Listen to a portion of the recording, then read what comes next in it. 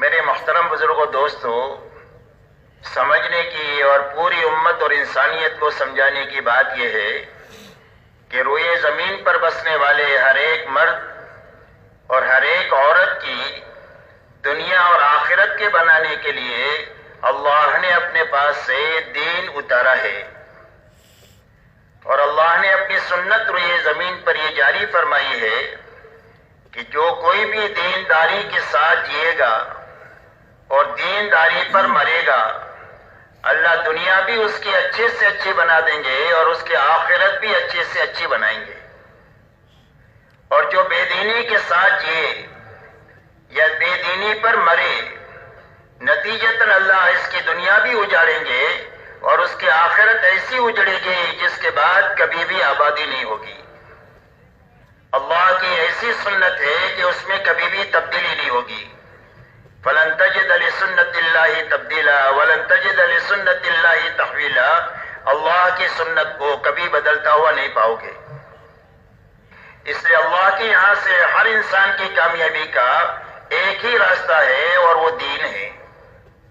اور اس بات کو سمجھانے کے لیے اللہ تعالیٰ نے ہم سے پہلے جو لوگ اس دنیا میں آباد ہوئے اور یہاں سے آ کر گئے، ان کے انجام کو تفصیل سے بیان کیا ہے کہ انبیاء علیہ السلام اور ان کے ماننے والے ہمیشہ بے سر و سامانی میں اور قسم پرسی میں رہے، لیکن دین کی بنیاد پر اللہ نے نتیجتاً ان کو چمکا دیا۔ اور نہ ماننے والے ہر زمانے میں دنیاوی اعتبار سے بڑے بڑے نقشوں میں رہے، لیکن اس کے باوجود نتیجتاً اللہ نے ان کو اجاڑ دیا۔ اور قرآن پاک میں اللہ نے فرمایا فَكُلًّا أَخَذْنَا بِذَنبِهِ فَمِنْهُمْ مَنْ أَرْسَلْنَا عَلَيْهِ حَاصِبًا وَمِنْهُمْ مَنْ أَخَذَتْهُ الصَّيْحَةُ وَمِنْهُمْ مَنْ خَسَفْنَا بِالْأَرْضِ وَمِنْهُمْ مَنْ أَغْرَقْنَا وَمَا كَانَ اللَّهُ لِيَظْلِمَهُمْ وَلَكِنْ كَانُوا أَنفُسَهُمْ يَظْلِمُونَ۔ اللہ جل شانو فرماتے ہیں ان میں کہ ہر ایک کی ہم نے پکڑ کیا، اور پکڑنے کی بنیاد کیا ہوئی؟ فرمایا گناہوں والی زندگی ہوئی اور معصیت اور نافرمانی والی زندگی ہوئی، جس کی بنیاد پر ہم نے ان کی پکڑ کیا۔ ان میں سے کسی پر ہوا کے عذاب کو بھیجا، اور کسی پر فرشتے کی صیحہ اور چیخ کو مسلط کیا جس سے ان کے کلیجے پھٹ گئے، کسی کو زمین میں دسایا، کسی میں پانی کو پانی میں ڈبایا، اور یہ فرمایا اللہ کسی پر ظلم نہیں کرتے ہیں، انہوں نے ہی اللہ کی نافرمانی اور ناشکری کر کے اپنے آپ کو اللہ کے عذاب کا اور اللہ کی پکڑ کا مستحق بنا دیا۔ اس لیے مجھ سے میرے محترم دوستو، یہ بنیادی بات ہے کہ کامیابی کا ایک ہی راستہ ہے اور وہ صرف دین کا ہے۔ رہا دنیا میں جتنے اسباب ہیں جس میں لوگ اپنے روزی روٹی کی تلاش میں لگتے ہیں، تجارت ہے، کھیتی ہے، ملازمت ہے، ڈاکٹری ہے، انجینئرنگ ہے، حکومت ہے، سائنس ہے، غرض یہ کہ جتنے اسباب دنیا میں چھوٹے بڑے ہیں اور جتنے حالات انسانوں پر دنیا میں آتے ہیں، خوشی کے، غمی کے، راحت کے، تکلیف کے، بیماری کے، تندرستی کے، مالداری کے، غریبی کے، یہ اسباب اور حالات نہ تو کامیابی کے لیے ہے اور نہ تو ناکامی کے لیے ہے، بلکہ صرف امتحان کے لیے اور گزارے کے لیے ہے۔ اللہ جل شانہ ہر انسان کو چھوٹے بڑے سبب میں رکھ کر اور اچھے برے حال سے گزار کر آزمانا چاہتے ہیں کہ اس سبب میں اور اس حال میں یہ حکم کو سامنے رکھ کر جیتا ہے یا خواہش کو سامنے رکھ کر کے جیتا ہے۔ اس لیے کہ دنیا میں جینے کے دو ہی راستے ہیں، تیسرا کوئی راستہ نہیں ہے۔ ایک راستہ حکموں والا راستہ ہے اور ایک راستہ خواہشات والا راستہ ہے۔ حکموں والا راستہ یہ نبیوں والا راستہ ہے جو جنت کا راستہ ہے، اور خواہشات والا راستہ فرعون کا، شداد کا، حامان کا، ابی بن خلف کا راستہ ہے جو جہنم کا راستہ ہے۔ اللہ جل شانہ نے آزمانے کے لیے ان اسباب اور حالات کو پیدا کیا ہے، باقی کامیابی کا تعلق اللہ نے صرف دین کے ساتھ میں رکھا ہے۔ اسی لیے ہم سے پہلے جو لوگ دنیا میں گئے ان کے واقعات کو اللہ نے بیان فرمایا ہے کہ حضرت سلیمان علیہ السلام اور داؤد علیہ السلام کو اللہ نے بہت بڑی حکومت دیا تھا، حکومت کے نقشے میں رکھ کر اللہ نے چمکا دیا اور کامیاب کر دیا. اور فرعون اور نمرود کے پاس میں بھی بڑی حکومت تھی، اللہ نے ان دونوں کو حکومت میں رکھ کر اجاڑ دیا اور ناکام کر دیا. مال قارون کے پاس تھا، اللہ نے قارون کو اس کے مال کے ساتھ زمین میں دسا دیا اور قیامت تک دستا ہی چلا جائے گا. اور مال عبد الرحمن ابن عوف رضی اللہ تعالیٰ عنہ کے پاس میں بھی تھا، اور اتنا مال تھا کہ جب ان کے انتقال کے بعد ان کی وراثت کو تقسیم کرنے کے لیے لوہے کی اینٹوں کو کاٹا گیا تو کاٹنے والوں کے ہاتھوں میں چھالے پڑ گئے، لیکن اتنے مال نے ان کو نقصان نہیں دیا. ان 10 صحابہ میں سے ہے جن کو اللہ کے نبی صلی اللہ علیہ وسلم نے دنیا ہی میں جنت کی بشارت دی ہے. تو مال ایک طرف ہے، مال دوسری طرف ہے، ایک طرف ناکامی ہے، ایک طرف کامیابی ہے. ایسے ہی وزارت حامان کے پاس تھی، اللہ نے حامان کو وزارت میں اجاڑ دیا اور یوسف علیہ السلام کو اللہ تعالیٰ نے وزارت میں چمکا دیا. تجارت مہاجرین کے پاس تھی، مکہ والے تجارت پیشہ تھے، اللہ نے ان کو تجارت میں چمکا دیا. قوم شعیب کو تجارت میں اللہ نے اجاڑ دیا. باغات انصار مدینہ کے پاس میں تھی، اللہ نے ان کو چمکا دیا باغات میں رکھ کر کے، اور ان کی کھجوریں آج تک پوری دنیا کھا رہی ہے، اللہ نے اتنی برکت عطا فرمائی. دوسری طرف قوم سبا کے پاس بڑے بڑے لمبے چوڑے باغات تھے، اللہ نے ان کو ان باغات میں رکھ کر اجاڑ دیا. میرے محترم دوستو، یہ بنیاد سمجھائی ہے کہ اللہ کے یہ اسباب کامیابی ناکامی کے نہیں ہیں، بلکہ ان اسباب میں دینداری کامیابی کا سبب ہے اور ان اسباب میں بے دینی ناکامی کا سبب ہے. اسی لیے دعوت اور تبلیغ کی محنت سے کسی کا سبب چھڑانے کی محنت نہیں ہے اور کسی کے حال کو بدلنے کی محنت نہیں ہے، بلکہ محنت اس بات کی ہے کہ جتنے ایمان والے جہاں کہیں بھی آباد ہے وہ اپنی زندگی میں محنت کر کے اتنی طاقت پیدا کر لے کہ اس شعبوں میں حکموں پر چلنا آسان ہو جائے، خواہش سے نکلنا آسان ہو جائے. اس کی محنت دعوت اور تبلیغ کے راستے سے ہے. اس لیے کہ جب حکموں کے ساتھ آدمی زندگی گزارے گا اپنی زندگی کے ہر شعبے میں اور اپنے ہر حال میں، تو اس کے ہر حال میں رہتے ہوئے اللہ اس کو کامیاب بھی کر دیں گے، برکت اور رحمت والی زندگی اس کو عطا فرمائیں گے. اسی لیے فرمایا ایک آدمی تاجر ہے تو اس کی تجارت دنیا نہیں ہے، دین ہے، اگر سچائی اور امانت داری کے ساتھ یہ کرتا ہے. اسی لیے فرمایا التاجر الصدوق الامین مع النبیین والصدیقین والشہداء، فرمایا سچا اور امانت دار تاجر کل قیامت کے دن نبیوں کے ساتھ، صدیقین کے ساتھ اور شہداء کے ساتھ اٹھایا جائے گا.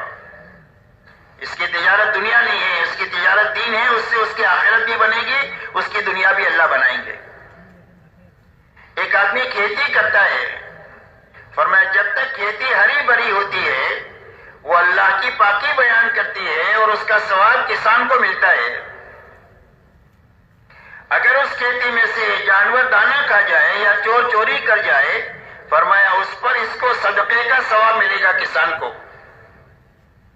ایک آدمی کے نصیب میں مزدوری ہے، غریب بنایا اللہ نے، فرمایا صبح سے شام تک یہ مزدوری کرتا ہے، امانت داری کے ساتھ، سچائی کے ساتھ، کام میں بھی چوری نہیں کرتا اور مال میں بھی چوری نہیں کرتا ہے، تو فرمایا اس حال میں شام کو واپس آتا ہے کہ اللہ تعالیٰ اس کو مقدر کی روزی بھی دے دیتے ہیں اور اللہ تعالیٰ اس کے سارے گناہوں کو بھی معاف فرما دیتے ہیں. دن بھر کی محنت سے گناہ بھی معاف ہو جائیں گے، مقدر کی روزی بھی مل جائے گی اور برکت والی ملے گی کہ کتنی بھی تھوڑی ہوگی لیکن ضرورت اٹکے گی نہیں، ضرورت پوری ہو جائے گی اور اس برکت کے راستے سے آخرت بھی اللہ تعالیٰ بنا دیں گے. فرمایا ایک آدمی کے نصیب میں اللہ نے حکومت رکھی ہے، ملک کا، اقلیم کا، اللہ نے اس کو بادشاہ بنایا ہے، لیکن وہ بادشاہت میں انصاف کے ساتھ میں بادشاہت کرتا ہے اور انصاف کے ساتھ حکومت کرتا ہے. تو فرمایا اس کی حکومت دنیا نہیں ہے، اس کا حکومت کرنا دین ہے اور اللہ تعالیٰ اس کا وہی کرام فرمائیں گے کہ قیامت کے دن میں جب کہ اللہ کے عرش کے سوا کوئی سایہ نہیں ہوگا، اللہ اس کو عرش کے سائے میں جگہ عطا فرمائیں گے جو دنیا میں حکومت انصاف کے ساتھ کرے. اس لیے ہمارے کام سے کسی کی حکومت لینا مقصود نہیں ہے اور کسی کا مال لینا مقصود نہیں ہے، بلکہ اس مقصد سے مقصود یہ ہے کہ جو جس حال میں ہے اس حال میں اللہ کے دین پر چلنے کی طاقت پیدا کر دے اور حرام سے بچنے کی طاقت پیدا کر دے۔ اس لیے کہ آدمی اپنے دین پر جو چلے گا وہ اندر کی طاقت سے چلے گا۔ معلومات کی وجہ سے آدمی دین پر نہیں چل سکتا، اور آدمی وسائل کی وجہ سے دین پر نہیں چلتا کہ مسجد ہوگی تو نماز پڑھے گا، ایسا نہیں ہے۔ اور آدمی کو یہ معلوم ہے کہ 5 وقت کی نماز پڑھنا فرض ہے تو یہ نماز پڑھے گا، ایسا نہیں ہے کہ بھئی لوگوں کو معلومات ہے کہ نہیں ہے اور دین پر چلنے کے وسائل ہے کہ نہیں ہے، لیکن زندگی میں دین نہیں ہے۔ تو دین نہ ہونے کی وجہ یہ ہے کہ اندر میں دین پر چلنے کی طاقت نہیں ہے، طاقت کی کمی ہے، کفر کی وجہ سے نہیں ہے، بلکہ ضعف ایمان کی وجہ سے اور یقین کی کمزوری کی وجہ سے اندر میں فرائض پر کھڑا ہونے کی اور حرام سے بچنے کی طاقت نہیں ہے۔ تو یہ محنت اس بات کی ہے کہ ہر فرد امت کی زندگی میں وہ طاقت پیدا ہو جائے جو اللہ کے سارے فرائض پر اس کو کھڑا کر دے اور سارے حرام سے اللہ اس کو بچا دے، اس لیے کہ اللہ کی طرف سے یہی 2 لائن کے احکامات ہیں، کرنے کے لائن کے احکامات ہیں، بچنے کے لائن کے احکامات ہیں۔ تو اتنی طاقت کا حاصل کرنا ہر مرد اور عورت کے اوپر فرض عین ہے جو سارے فرائض پر اس کو کھڑا کر دے، سارے حرام سے اس کو بچا دے، تاکہ زندگیوں میں پورا دین اپنی حقیقت کے ساتھ آ جائے۔ اس لیے کہ کامیابی اللہ کی طرف سے جو ملے گی وہ پورے دین پر ملے گی۔ اگر زندگیوں میں دین ادھورا ہوگا، اور ادھورا دین اس کو کہتے ہیں کہ کرنے کے کچھ کام کیے کچھ نہیں کیے، بچنے کی کچھ چیزوں سے بچے کچھ چیزوں سے نہیں بچے، تو یہ ادھورا دین ہے۔ جب زندگیوں میں ادھورا دین ہوگا تو اللہ کی مدد آنے کی بجائے اللہ کی طرف سے دنیا میں حالات آئیں گے، پریشانی کے، مصیبتوں کے۔ اسی لیے فرمایا ما اصابکم من مصیبت فبما کسبت ایدیکم ویعفو عن کثیر۔ فرمایا جو مصیبت بھی تمہارے پر دنیا میں آ رہی ہے تمہارے ہاتھوں کے غلط کاموں کی وجہ سے آ رہی ہے، اور بہت ساری غلطیاں تو وہ ہیں جو اللہ تعالیٰ معاف فرما دیتے ہیں، اور حالات بھی اللہ کی طرف سے آتے ہیں، وہ ایمان والوں کے لیے رحمت بن کر آتے ہیں۔ اسی لیے فرمایا وَلَنُذِيقَنَّهُم مِّنَ الْعَذَابِ الْأَدْنَىٰ دُونَ الْعَذَابِ الْأَكْبَرِ لَعَلَّهُمْ يَرْجِعُونَ۔ اللہ جل شانہ فرماتے بڑے عذاب سے جو موت سے شروع ہوگا۔ دنیا میں چھوٹے چھوٹے حالات ہم لاتے ہیں، چھوٹی چھوٹی پریشانیاں لاتے ہیں، اور پریشانیاں لانے کی وجہ یہ ہے تاکہ ان پریشانیوں سے گھبرا کر ہماری طرف رجوع کرے، ہماری طرف لوٹے اور توبہ تلہ کر کے ہم کو راضی کر لے۔ اس لیے یہ بنیادی بات سمجھنے کی ہے کہ اللہ کی مدد اور کامیابی جو پوری ملے گی وہ پورے دین پر ملے گی۔ ادھورا دین ہوگا تو دنیا میں مصائب اور حالات آئیں گے، اور آخرت میں عذاب ہوگا۔ اللہ کسی کو معاف کر دے تو اللہ کو کوئی پوچھنے والا نہیں، لیکن ضابطے کی بات یہ ہے۔ اس لیے دعوت اور تبلیغ کی محنت اس بات کی ہے کہ ہر فرد امت میں پورا دین اپنی حقیقت کے ساتھ آ جائے، تاکہ دین کے راستے سے اللہ ہماری دنیا بھی سنوار دے اور ہماری آخرت بھی اچھے سے اچھی بنا دے۔ اب میرے دوستو، پورا دین کیا ہے اس کو اچھی طرح سمجھنا ہے، اس لیے کہ اس وقت کا المیہ یہ ہے کہ ہم دین کے معاملے میں اپنے سے نیچے والوں کو دیکھتے ہیں، اور دنیا کے معاملے میں اپنے سے اوپر والوں کو دیکھتے ہیں، تو دین کی کمی کا احساس نہیں ہوتا ہم کو کہ ہمارے اندر میں دین کی کمی ہے۔ دنیا کے مال میں اوپر دیکھتے ہیں، 100 پتی 1000 پتی کو دیکھتا ہے، اور 1000 پتی لکھ پتی کو دیکھتا ہے، لکھ پتی کروڑ پتی کو دیکھتا ہے، کروڑ پتی ارب پتی کو دیکھتا ہے، ارب پتی کھرب پتی کو دیکھتا ہے، کھرب پتی ملک والے کو دیکھتا ہے کہ میرے پاس تو پیسہ ہی اقتدار نہیں ہے، اور اقتدار والا اس کو دیکھتا ہے جس کے بعد بڑا ملک ہے کہ میرے پاس تو چھوٹا ہے، اس کے بعد بڑا ہے۔ تو جو جس حال میں ہے وہ سمجھ رہا ہے کہ میں فقیر ہوں، میرے پاس کچھ نہیں ہے، میرے پاس اور ہونا چاہیے۔ اور دین کے معاملے میں ہر آدمی اپنے سے نیچے والوں کو دیکھتا ہے۔ ایک آدمی 5 وقت کا نمازی ہے تو 3 وقت والے کو دیکھتا ہے، الحمدللہ میں تو 5 وقت کا نمازی ہوں، بہت سارے مسلمان صرف 3 ہی وقت کی پڑھتے ہیں، الحمدللہ میں تو پکا مسلمان ہوں، اور 3 وقت والی جمعہ والے کو دیکھتا ہے، اور جمعہ والا اس کو دیکھتا ہے جو جمعہ کی بھی نہیں پڑھتا، کہ ہم تو جمعہ پڑھتے ہیں، بہت سارے لوگ جمعہ بھی نہیں پڑھتے، ہم تو ان سے اچھے ہیں، اور جو جمعہ نہیں پڑھتے ان کو دیکھتے ہیں جو شرابی کبابی ہے، کہ بھئی ہم نمازی تو نہیں پڑھتے، باقی کچھ غلطیاں تھوڑی کرتے ہیں، ہم تو شریف آدمی ہیں، اور جو شرابی کبابی ہے ان کو دیکھتے ہیں جو کلمہ نہیں پڑھتے، کہ بھئی ہم تو کلمہ پڑھتے ہیں، جنت تو ہماری ہے۔ تو ہر آدمی اپنے دین کے بارے میں مطمئن ہے، حالانکہ بے دینی کوٹ کوٹ کے اس کی زندگی میں بھری ہوئی ہے، لیکن دین کی کمزوری کا احساس نہیں ہے اور دین کی کمی کا احساس نہیں ہے، اس لیے کہ جہاں دیکھنا چاہیے وہاں ہم دیکھتے نہیں ہیں۔ اس لیے کہ ہم کو یہ حکم ہے کہ دنیا کے معاملے میں اپنے سے نیچے والوں کو دیکھو، تو جو نعمت اللہ نے دی ہے اس کا شکر پیدا ہوگا، اور دین کے معاملے میں اپنے سے اوپر والوں کو دیکھو، تاکہ اپنی دین کی کمی ہر وقت میں ہماری پر کھلتی رہے اور دینی کمزوری سامنے آتی رہے۔ اسی لیے کہتے ہیں کہ کوئی بھی آدمی صابرین میں سے اور شاکرین میں سے بن نہیں سکتا ہے جب تک دنیا کے معاملے میں نیچے نہ دیکھنے اور دین کے معاملے میں اوپر نہ دیکھے۔ اور اللہ تک پہنچنے کا اور اللہ کی رضا تک پہنچنے کا اور جنت تک پہنچنے کا یہی راستہ ہے، صبر اور شکر کا، کہ آدمی زندگی گزارے شکر کے ساتھ اور آدمی زندگی گزارے صبر کے ساتھ۔ اگر یہ 2 صفتیں آدمی کی زندگی میں آ گئی تو یہ اللہ کو راضی کر لے گا، اللہ کی رضا پر موت آ جائے گی، ہمیشہ ہمیشہ کی جنت مل جائے گی۔ اور اس کا راستہ یہ بتلایا کہ دنیا کے معاملے میں اپنے سے نیچے والوں کو ہمیشہ دیکھنا اور دین کے معاملے میں ہمیشہ اپنے سے اوپر والوں کو دیکھنا۔ تو ہمارے لیے معیار کون ہے؟ حق کا معیار کون ہے؟ فرمایا حق کا معیار حضور صلی اللہ علیہ وسلم اور صحابہ کی جماعت ہے۔ آپ سے پوچھا گیا حق کیا ہے؟ فرمایا ما انا علیہ و اصحابی، فرمایا جس پر میں ہوں اور میرے صحابہ ہے وہ حق ہے۔ قیامت تک حق کے سمجھنے کا ایک ہی معیار ہے، وہ حضور پاک صلی اللہ علیہ وسلم اور صحابہ کی جماعت ہے۔ آپ کے بارے میں تو اللہ نے فرما دیا وَلَكُمْ فِي رَسُولِ اللَّهِ أُسْوَةٌ حَسَنَةٌ، تمہارے لیے حضور صلی اللہ علیہ وسلم کی زندگی میں بہترین نمونہ ہے۔ اپنی زندگی کو محمدی سانچے میں ڈھال کر زندگی گزارو۔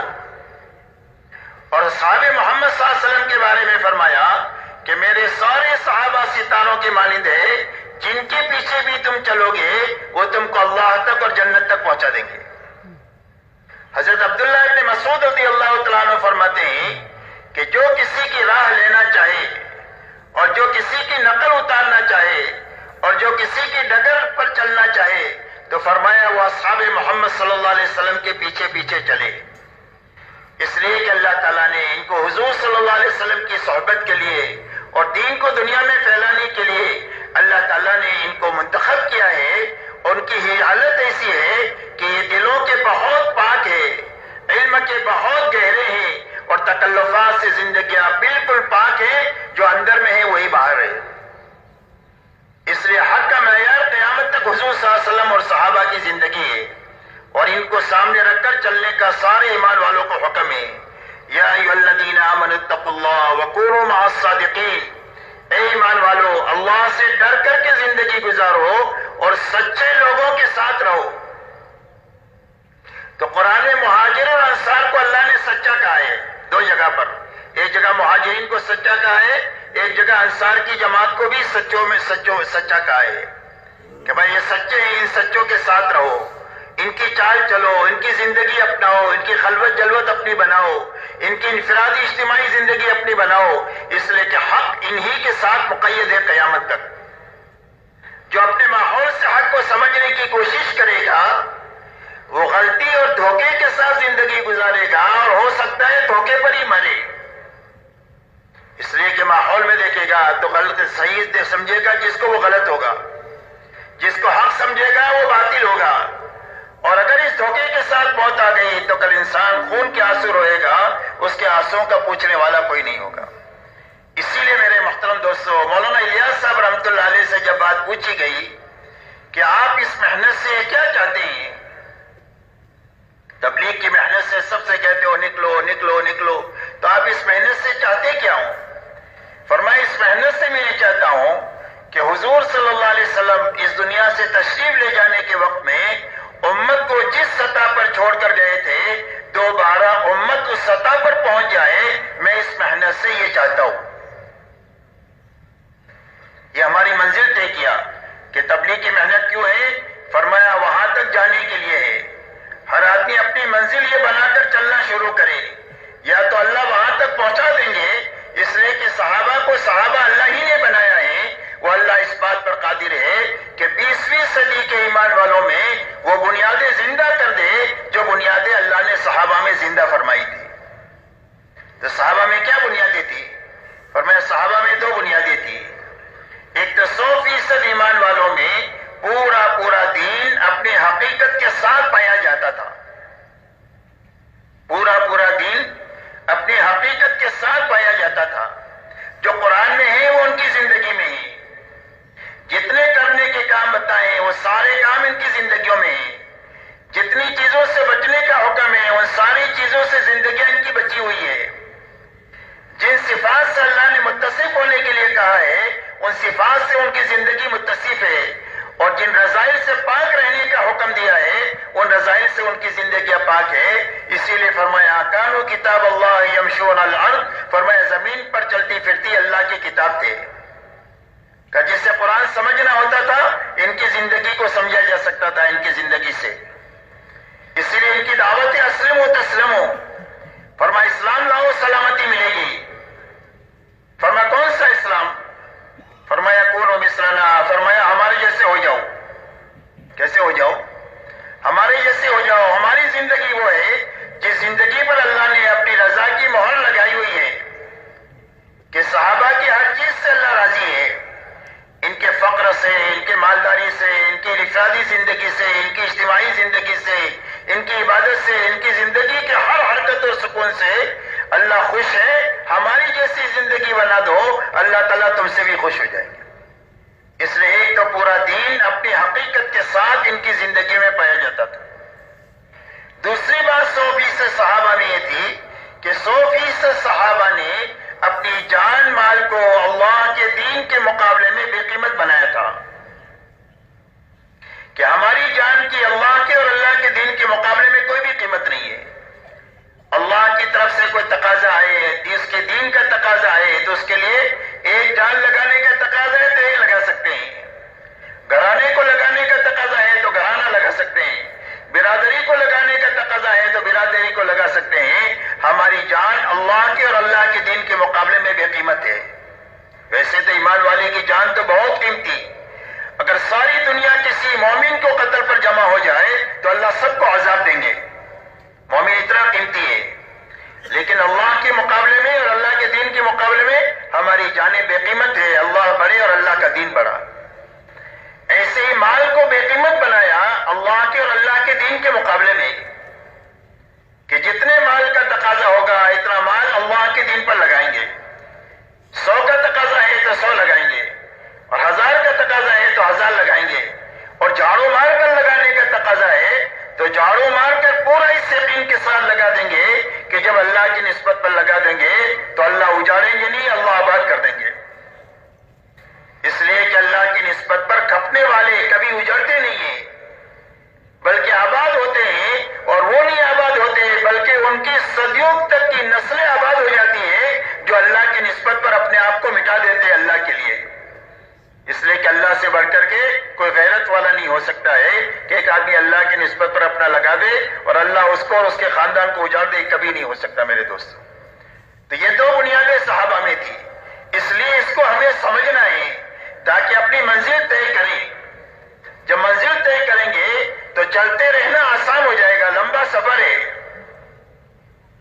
اس لیے کہ تبلیغ چلے 4 مہینے کا کام نہیں ہے، 7 مہینہ سال کا کام نہیں ہے، بلکہ زندگی بھر کرنے کا کام ہے۔ فرمایا وَاعْبُدْ رَبَّكَ حَتَّى يَأْتِيَكَ الْيَقِينُ، فرمایا اللہ کی عبادت میں، اللہ کی اطاعت میں، اللہ کے کام میں لگے رہو۔ کب تک؟ فرمایا موت تک کا مطالبہ ہے، موت تک لگے رہنے کا. اور یہ فرمایا لا تموتن الا وانتم مسلمون، اللہ فرماتے مسلمان ہو کر کے مریو، یعنی فرما بردار بن کر کے مریو. تو فرما بردار بن کر کون مرے گا؟ فرما جو فرما بردار بن کر جیے گا وہ فرما بردار بن کر مرے گا، اور جو فرما بردار بن کر مرے گا وہ فرما بردار بن کر قیامت کے دن اٹھے گا. جیسی زندگی ہے ایسی موت ہے، اور جیسی موت ہے ایسا قیامت کے دن حشر میں اٹھنا ہے. اس لیے جینے اور مرنے کا مطالبہ دین کے ساتھ اور دین کی محنت کے ساتھ ہے. تو لمبا سفر ہے، اگر منزل طے نہیں کریں گے تو راستے کی صعوبتوں سے تک ہار کر یا تو بیٹھ جائیں گے یا راستہ بدل دیں گے. تو جو بیٹھ جائے گا وہ بھی منزل گم کر دے گا، اور جو راستہ بدل دے گا وہ بھی منزل گم کر دے گا، منزل گم ہو جائے گی. اور جو چلتا رہے گا صحیح رخ کے ساتھ میں، یا تو اللہ وہاں تک پہنچا دیں گے، اگر پہنچنا نہیں ہوا راستے میں مر گیا تو اللہ تعالیٰ پہنچنے والوں کے ساتھ حشر فرما دیں گے. اللہ کے داد و دہیش کے انداز نرالی ہیں.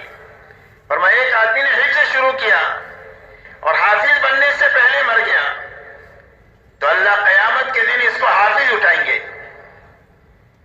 ایک آدمی حج کے لیے لاہور سے روانہ ہوا احرام باندھ کر اور لاہور کے ایئرپورٹ پر مر گیا تو اللہ قیامت کے دن اس کو حاجی اٹھائیں گے. صحابہ کو منزل بنا کر ہم چلتے رہیں گے یا تو اللہ ان بنیادوں تک پہنچا دیں گے جو بنیادیں میں صحابہ میں زندہ تھی، اور اللہ ان بنیادوں کی بنیاد پر ہم سے وہ کام لے لیں گے جو اللہ نے صحابہ سے کام لیا. اور اگر اتنا منظور نہیں ہوا راستے میں مر گئے تو اللہ تعالیٰ ان کے ساتھ حشر فرما دیں گے. اس لیے میرے دوستو مولانا الیاس صاحب رحمۃ اللہ علیہ نے اس محنت کی منزل یہ طے کیا کہ حضور صلی اللہ علیہ وسلم امت کو جہاں چھوڑ کر گئے تھے امت دوبارہ وہاں تک پہنچے. اس محنت پہ آنے والا، اس کو محبت کرنے والا، اس میں چلنے والا ہر آدمی اپنی منزل یہ بناوے کہ مجھے وہاں تک جانا ہے جہاں صحابہ پہنچے تھے. اللہ تعالیٰ پہنچا دیں گے یا اس کے ساتھ میں ہمارا حشر فرما دیں گے.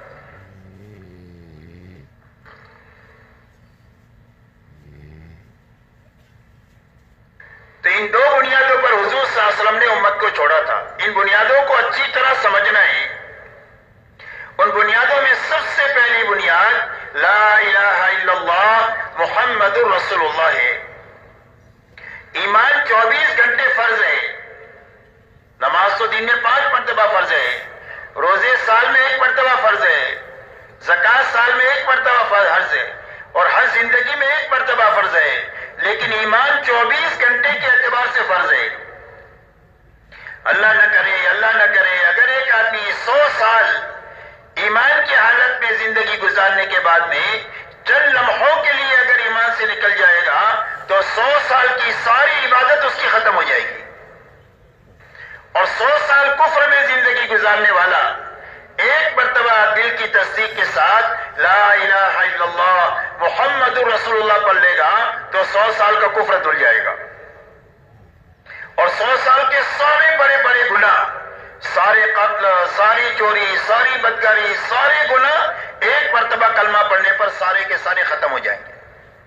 اور ایمان اس لیے 24 گھنٹے کے اعتبار سے فرض ہے. اور ایمان میں ادنا کھوٹ کی معافی کی گنجائش نہیں ہے. فرمایا ان اللہ لا یغفر ان یشرک بہ ویغفر ما دون ذلک لمن یشاء. فرمایا اللہ شرک کے گناہ کو معاف نہیں کریں گے، باقی بڑے بڑے گناہ جس کے لیے بھی چاہیں گے معاف فرما دیں گے. 100 آدمی کے قاتل کو معاف کر دیں گے توبہ کی نیت پر، لیکن شرک کے گناہ کو اللہ معاف نہیں فرمائیں گے. اس لیے میرے دوستو سب سے پہلی بنیاد ہمارے دین کی یہ ہے کہ ہر کلمہ پڑھنے والے کا سب سے پہلے کلمہ بننا چاہیے. اور کلمے کے بننے کے معنی یہ ہے کہ ہر کلمہ پڑھنے والے کے الفاظ صحیح ہوتے ہوئے اس کا یقین یہ بننا چاہیے کہ میری زندگی کے بننے اور بگڑنے کا تعلق ملک و مال سے نہیں ہے، ڈگری اور عہدوں سے نہیں ہے، چیزوں اور سامانوں اور حکومتوں سے نہیں ہے. میری زندگی کے بننے اور بگڑنے کا تعلق صرف ایک اللہ کی ذات کے ساتھ ہے. اللہ ہی زندگی دیتے ہیں، اللہ ہی موت دیتے ہیں، اللہ ہی رات لاتے ہیں، اللہ ہی دن لاتے ہیں. دنیا میں جو کچھ ہو رہا ہے وہ صرف اور صرف اللہ ہی کے کرنے سے ہو رہا ہے. پوری دنیا کے جتنا نظام ہے وہ اللہ کے امر کے ساتھ جڑا ہوا ہے. جب تک بقا کا امر ہے، جب تک پوری دنیا باقی ہے. جب اللہ فنا کا امر لائیں گے تو پوری دنیا ختم ہو جائے گی. آسمان ٹوٹ جائے گا، پہاڑ روئی کے گالوں کی طرح اڑ جائیں گے، سمندروں کا پانی خشک ہو جائے گا، سارے انسان اور جنات مر جائیں گے اور سارے فرشتے بھی مر جائیں گے. اللہ فرمائیں گے لمن الملک اليوم، آج کے دن بادشاہت اور ملکیت حکومت کس کی ہے؟ کوئی بھی جواب دینے والا نہیں. اللہ فرمائیں گے للہ الواحد القہار. پہلے بھی ایک تنہا زبردست اللہ مالک تھے، آج بھی مالک ہے، آئندہ بھی مالک اللہ ہی رہیں گے. اس لیے میرے محترم دوستو، زندگی کے بننے بگڑنے کا تعلق دنیا کی کسی چیز سے ہے ہی نہیں ہے.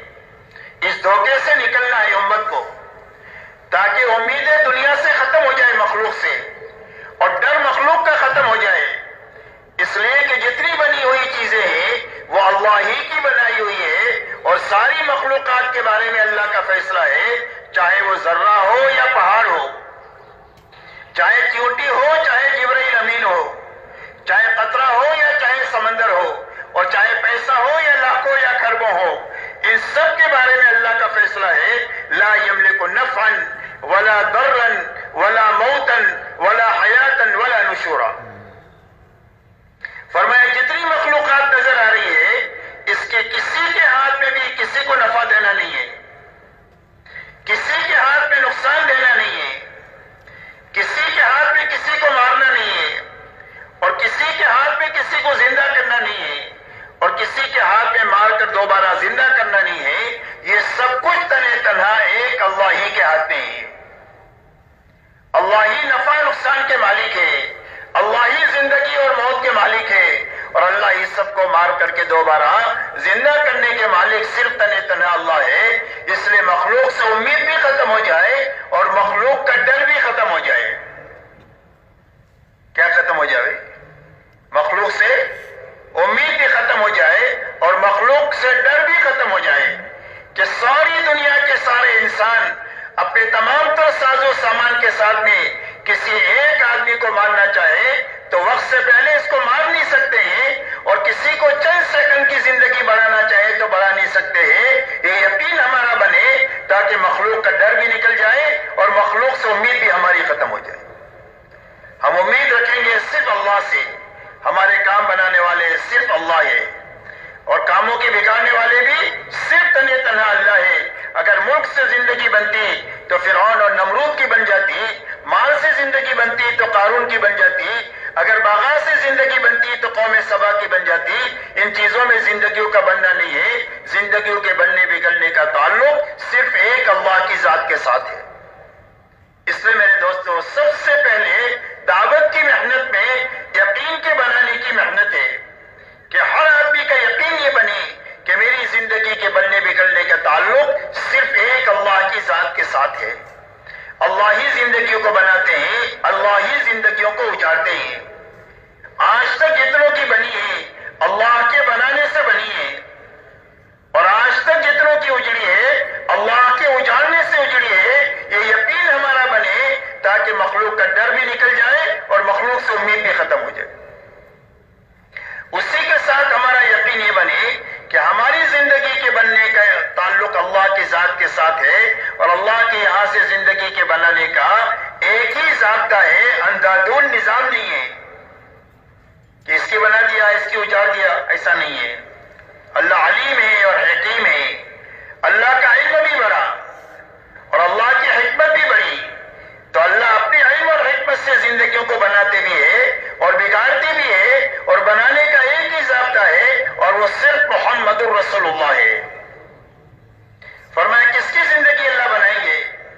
فرمایا جو محمدی سانچے میں ڈھل کر زندگی گزارے گا اور جو محمدی بن کر کے مرے گا، اللہ اس کی زندگی کو بنا دیں گے. جھوپڑے میں ہے تو جھوپڑے میں بنا دیں گے، محل میں ہے تو محل میں بنا دیں گے، غریب ہے تو غربت میں بنا دیں گے، اور مالدار ہے تو مالداری میں بنا دیں گے، بیمار ہے تو بیماری میں بنا دیں گے، تندرست ہے تو تندرستی میں بنا دیں گے.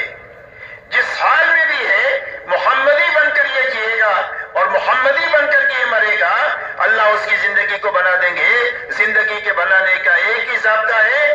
محمدی بن کر جینا اور محمدی بن کر کے مرنا ہے۔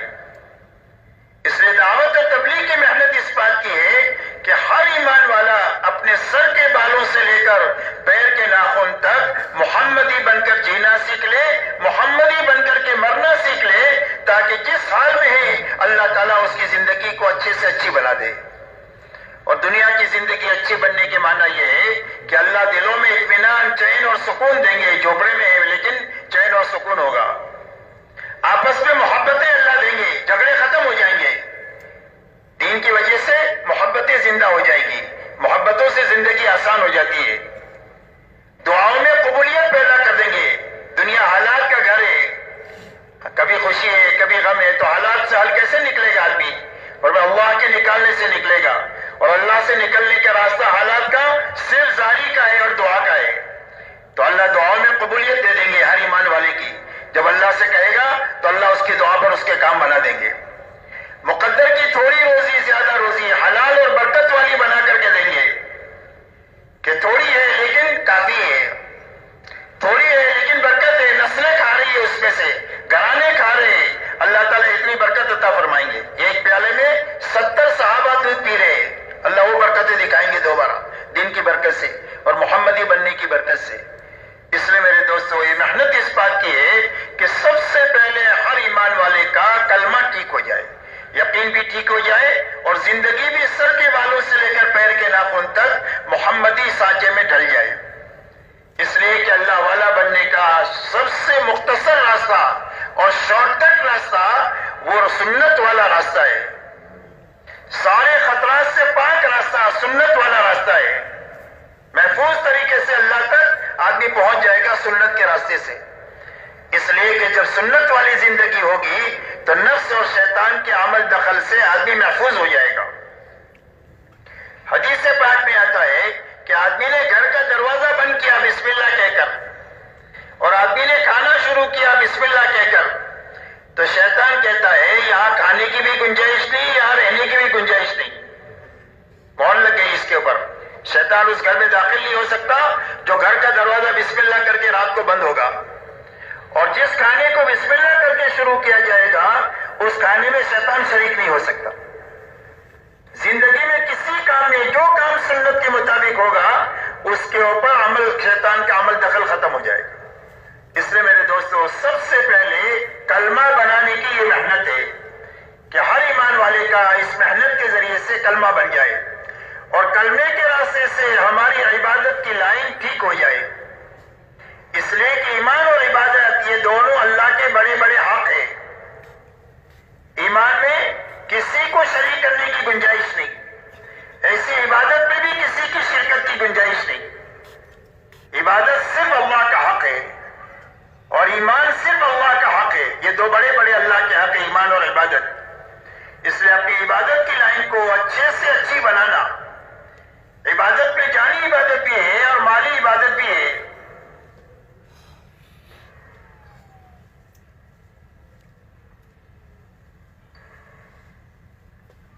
نماز روزہ یہ جانی عبادت ہے، تو اپنی نماز کو ایسی اچھی بنانا کہ جس نماز کے ذریعے سے ہماری 24 گھنٹے کی زندگی اچھی بن جائے۔ اس لیے کہ 24 گھنٹے کی زندگی اچھی جو بنے گی وہ نماز کے بننے کے راستے سے بنے گی۔ اللہ والی یہ فرماتے ہیں کہ نماز کی مثال زندگی میں ایسی ہے جیسے گھر میں روشن دان اور کھڑکی ہوتی ہے، کہ گھر کا دھواں کہاں سے باہر جائے گا؟ کھڑکی اور روشن دان سے باہر جائے گا۔ گھر میں تازہ ہوا کہاں سے آئے گی؟ کھڑکی اور روشن دان سے آئے گی۔ ایسا ہی زندگیوں کی برائیاں زندگیوں سے جو نکلے گی وہ نماز کے راستے سے نکلے گی، اور زندگیوں میں اچھائیاں جو آئے گی وہ نماز کے راستے سے آئے گی۔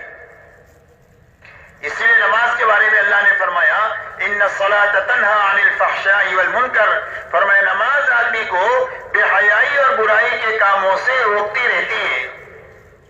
نماز بنتی جائے گی تو زندگیوں میں سے رذائل نکلتے جائیں گے، اچھائیاں زندگیوں میں آتی چلی جائے گی۔ حضرت عمر رضی اللہ تعالیٰ عنہ کے زمانے میں ایک نوجوان کی آنکھ لڑ گئی ایک دوشیزہ سے، تو خیر القرون کا بہترین زمانہ تھا، تو لڑکی نے لڑکے سے یہ کہا کہ امیر المومنین کے پیچھے آپ 40 دن تکبیر اولا کے ساتھ نماز پڑھو. یہ راستہ دکھایا. تو اس نوجوان نے 40 دن تک امیر المومنین کے پیچھے تکبیر اولا کے ساتھ نماز پڑھی. اس کا اثر یہ ہوا کہ لڑکی کا دھیان دماغ میں سے نکل گیا, اللہ کی محبت دل میں آ گئی اور پوری زندگی نکھرنے کا سامان پیدا ہو گیا. اس لیے میرے دوستو, اپنی نماز بنانے کی محنت ہے تبلیغ میں کہ ہر ایمان والا اپنی نماز بنا کر کے اپنی نماز ایسی اچھی بنا دے جو 24 گھنٹے کی زندگی کو اللہ کی اطاعت اور فرما برداری پر کھڑا کر دے. کہ جس طرح نماز میں پابند ہے, نماز کی باہر کی زندگی میں بھی ہم پابند رہیں گے اللہ کے حکموں کے. آنکھ پابند, زبان پابند, کان پابند, ہاتھ پابند, پیر پابند, دل دماغ پابند. جیسا نماز میں ساری پابندی, نماز کی باہر کی زندگی میں بھی پابندی. روزہ ایسا اچھا رکھے کہ تقوی پیدا ہو جائے, کہ حلال سے بچ گئے ہیں حکم کی بنیاد پر, کہ اللہ نے گھر میں پاک روزی موجود ہے, منع کر دیا تو نہیں کھاتے, حلال بیوی ہے اس کے پاس نہیں جاتے, پانی ہے, مچھلی مشروب ہے لیکن نہیں پیتے. کیا کیوں؟ کہ اللہ نے منع کیا ہے. اور میں حلال سے بچ گئے ہیں تو حرام سے بچنے کی طاقت پیدا ہو جائے, کہ پوری زندگی اللہ نے جن چیزوں کو حرام کیا ہے اس سے بچ کر زندگی گزاریں گے. یہ طاقت پیدا کرنے کے لیے اللہ نے رمضان کے 1 مہینے کے روزے عطا فرمائے. اسی کی غرض یہی بتائی کہ روزے اس لیے فرض کیے تاکہ تمہارے اندر تقوی پیدا ہو جائے. اور حرام سے بچ گئے تو یہ سب سے بڑی عبادت گزاری ہے. حدیث پاک میں فرمایا اتق المحارم تکن عبد الناس. فرمایا حرام سے بچ جاؤ تم سب سے بڑی عبادت گزار ہو. حرام سے بچنا یہ سب سے بڑی عبادت گزاری ہے. 24 گھنٹہ نماز ہے, تسبیح ہے, تلاوت نہیں کر سکتا ہے, لیکن حرام سے بچ کر 24 گھنٹہ آدمی عبادت گزار رہ سکتا ہے. اور تقوی زندگی میں آ جائے تو اللہ تعالیٰ غلطیوں کو معاف کر دیں گے, اللہ تعالیٰ روزی میں برکت دے دیں گے ایسی جگہ سے جہاں سے وہم و گمان بھی نہ ہو. کوئی الجھن آ گئی, پریشانی آ گئی, مقدرات آ جاتی ہے, تو الجھن سے نکلنے کی بنیاد تقوی ہے. تقوی کی بنیاد پر اللہ الجھن سے نکال دیں گے. اور نیکی ہوگی تو نیکی کا بھاؤ قیامت کے دن اللہ بڑھا دیں گے. اور نیکی میں وزن جو بڑھے گا وہ تقوی کی برکت سے بڑھے گا. آپ انداز لگائیں کہ تقوی کی برکت سے نیکی میں کتنا وزن پیدا ہوتا ہے. حضرت عمر ابن الخطاب رضی اللہ تعالیٰ عنہ صدیق اکبر سے یہ فرماتے ہیں کہ اگر آپ 1 دن کی نیکی مجھے دے دو, آپ کے وصال کے دن کی نیکی اور آپ کی ہجرت کی رات کی نیکی جس میں آپ ساتھ میں تھے آپ کے, وہ مجھے دے دو تو میں اپنی پوری زندگی کی نیکی آپ کو دینے کے لیے تیار ہوں. 1 دن اتنا بھاری اور 1 رات اتنی بھاری. یہ تقوی کی برکت سے صدیق اکبر کو اللہ نے قرآن میں سب سے زیادہ اللہ سے ڈرنے والا بتایا ہے. نبیوں کے بعد سب سے زیادہ اللہ سے ڈرنے والے ہیں. اس لیے میرے محترم دوستو فرمایا ایسے اچھے روزے ہماری اندر اور امت میں زندہ ہو جائے کہ جس کے راستے سے حرام سے بچنے کی طاقت پیدا ہو جائے. زکوٰۃ اتنی خوش دلی کے ساتھ 1 پائی کی نکالی جاوے کہ دلوں کا بخل ختم ہو جاوے.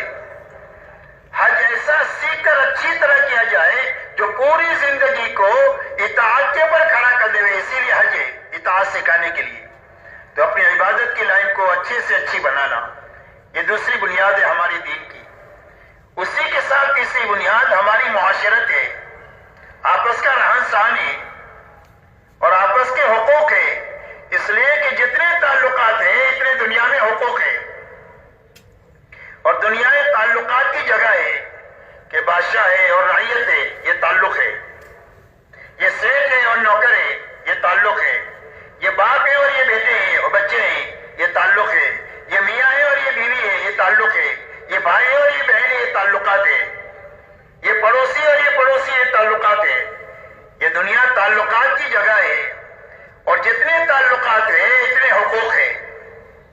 جب حقوق ادا ہو جائیں گے تو حقوق کے ادا ہونے کی وجہ سے گھر سے لے کر پورا عالم جنت کا نمونہ بن جائے گا, گہوارہ بن جائے گا.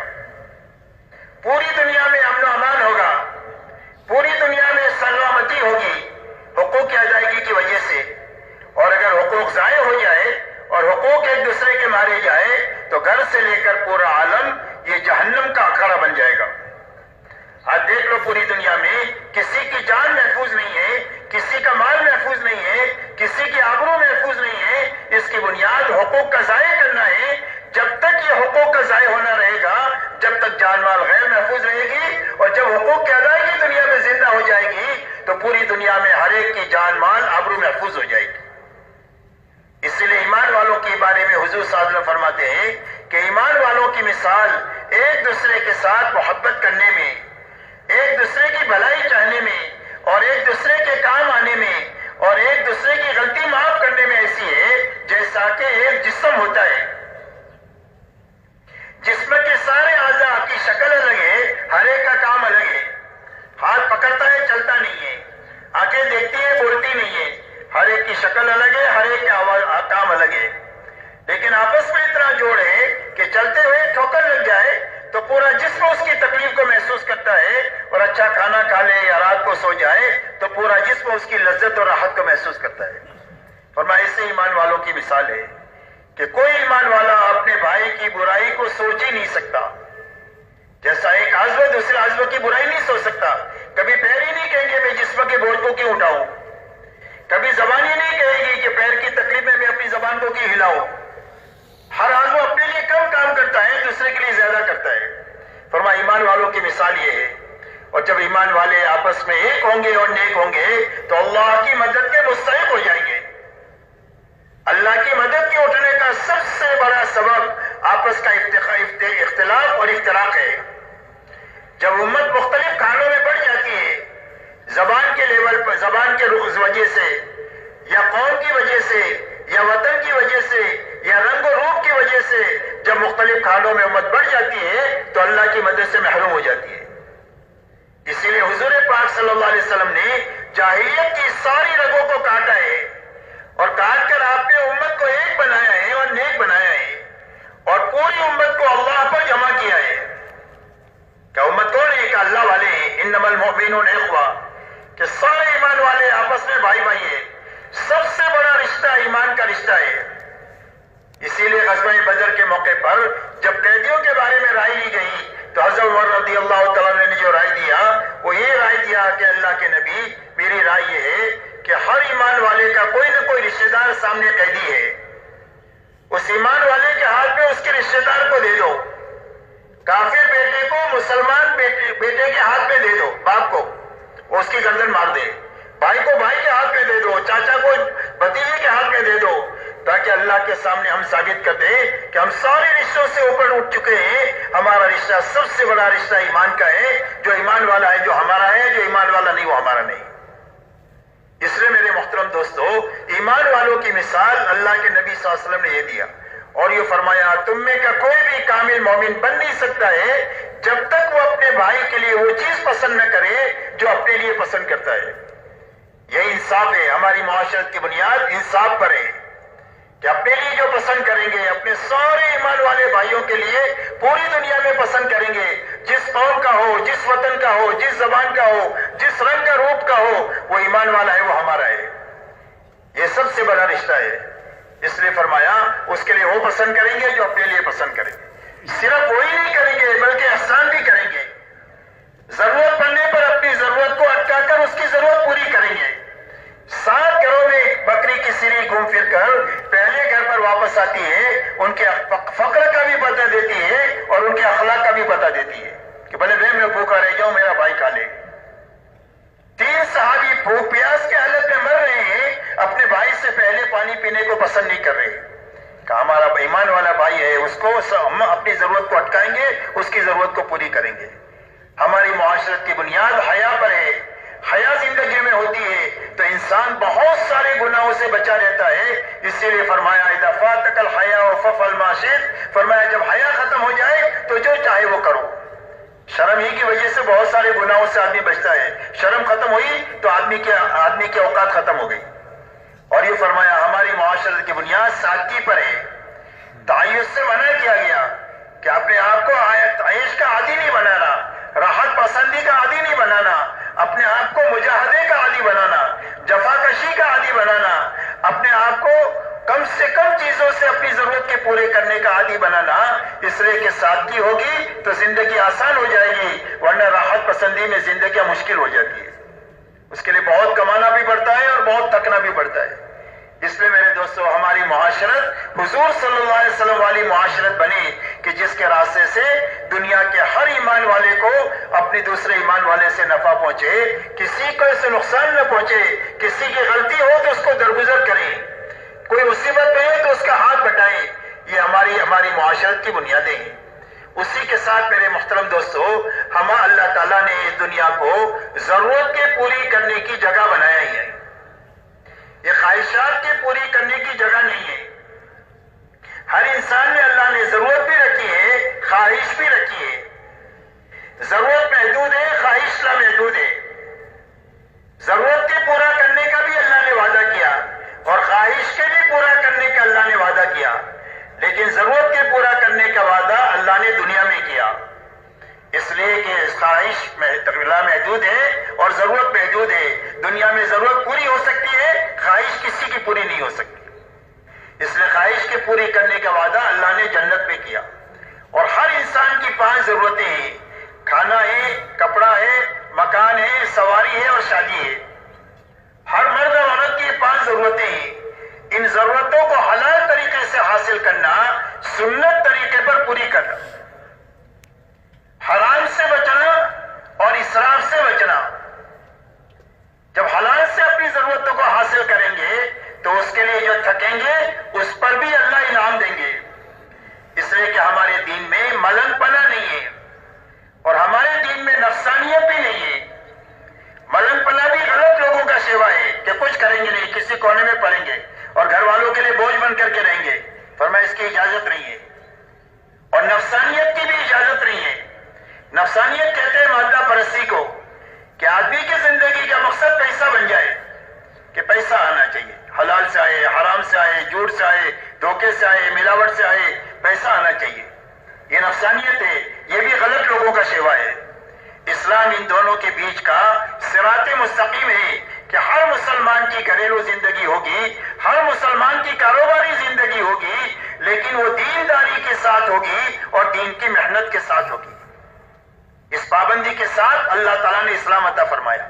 ہمارا دین میں کرو یا مرو نہیں ہے، بلکہ آسانیاں ہیں، اور اتنی آسانیاں ہیں کہ ہر آدمی دین پر ہر زمانے میں ہر حال میں چل سکتا ہے۔ اللہ نے اتنا آسان دین دیا، اس لیے اپنی ضرورتوں کو حلال طریقے سے حاصل کرنا، سنت طریقے پر پورا کرنا۔ رہا خواہشات، اس کو آخرت کے لیے چھوڑنا۔ دنیا میں اللہ نے خواہشات کیوں رکھی ہے ہر آدمی میں لامحدود؟ فرمایا اس کو پورا کرنے کے لیے نہیں رکھی ہے، اس کو حکم کے مقابلے میں توڑنے کے لیے رکھی ہے۔ جب حکم آئے گا تو اس کے مقابلے میں خواہش آئے گی، تو حکم کو پورا کرنے کے لیے خواہش توڑنے کے لیے رکھی ہے۔ جب خواہش ٹوٹے گی تو ایمان کا نور ملے گا، ہدایت کا نور ملے گا۔ دیا جلتا ہے نا تیل تو روشنی ہوتی ہے، پیٹرول جلتا ہے تو گاڑی چلتی ہے، ایسا ہی جب خواہش ٹوٹتی ہے تو ہدایت کا نور ملتا ہے۔ حدیث پاک میں آتا ہے کہ ایک آدمی راستہ چل رہا ہے، سامنے کوئی حرام چیز آ گئی، اس نے اپنی نگاہ کو نیچی کر لیا، تو فرمایا اللہ اس کو ایمان کی حلاوت نصیب کریں گے جو اپنے دل میں وہ محسوس کرے گا، اس لیے کہ اس نے خواہش کو توڑا ہے حکم کو پورا کرنے کے لیے۔ ایسا ہی پوری زندگی میں خواہشات اللہ کے حکموں سے ٹکرائے گی، تو حکم پورا کرنا اور خواہش کو توڑنا، یہ توڑنے کے لیے اللہ نے رکھی۔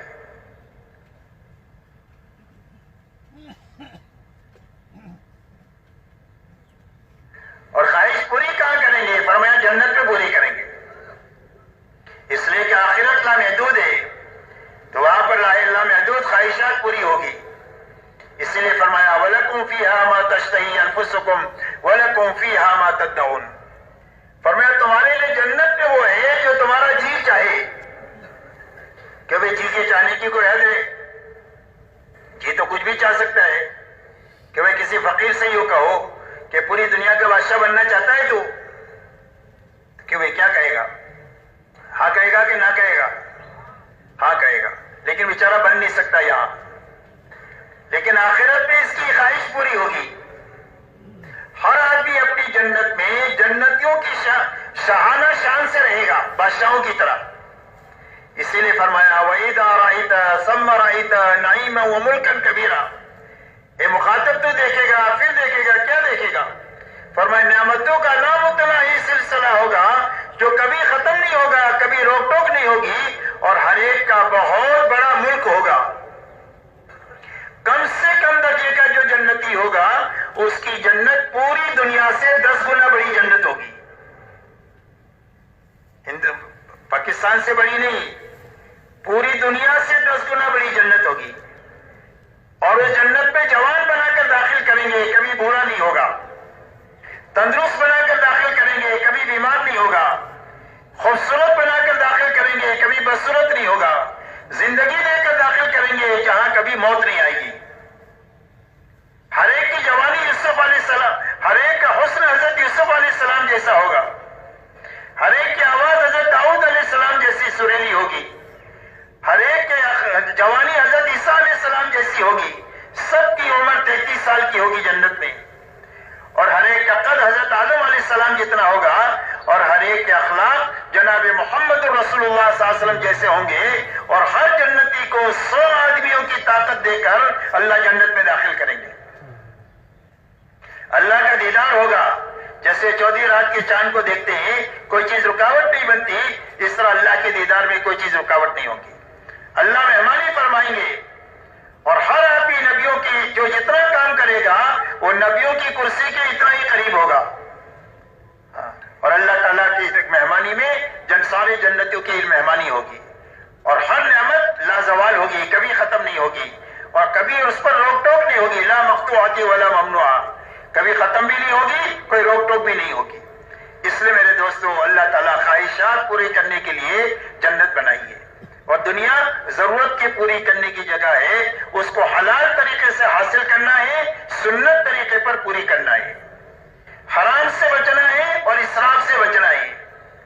اس لیے کہ حلال اور حرام کی تاثیر ایسی ہے جیسا کہ کھانے کی ہوتی ہے. آدمی اچھا کھانا کھائے تو طاقت بنے گی، خوشی محسوس ہوگی. سڑا ہوا کھانا پیٹ پہ گیا چلا گیا تو کیا ہو جائے گا؟ بدہضمی ہو جائے گی، قے ہو جائے گی، جلاب ہو جائے گا، پھوڑی پھوسی نکل جائے گی. کہ کیا ہوا؟ کہ فوڈ پوائزن ہو گیا.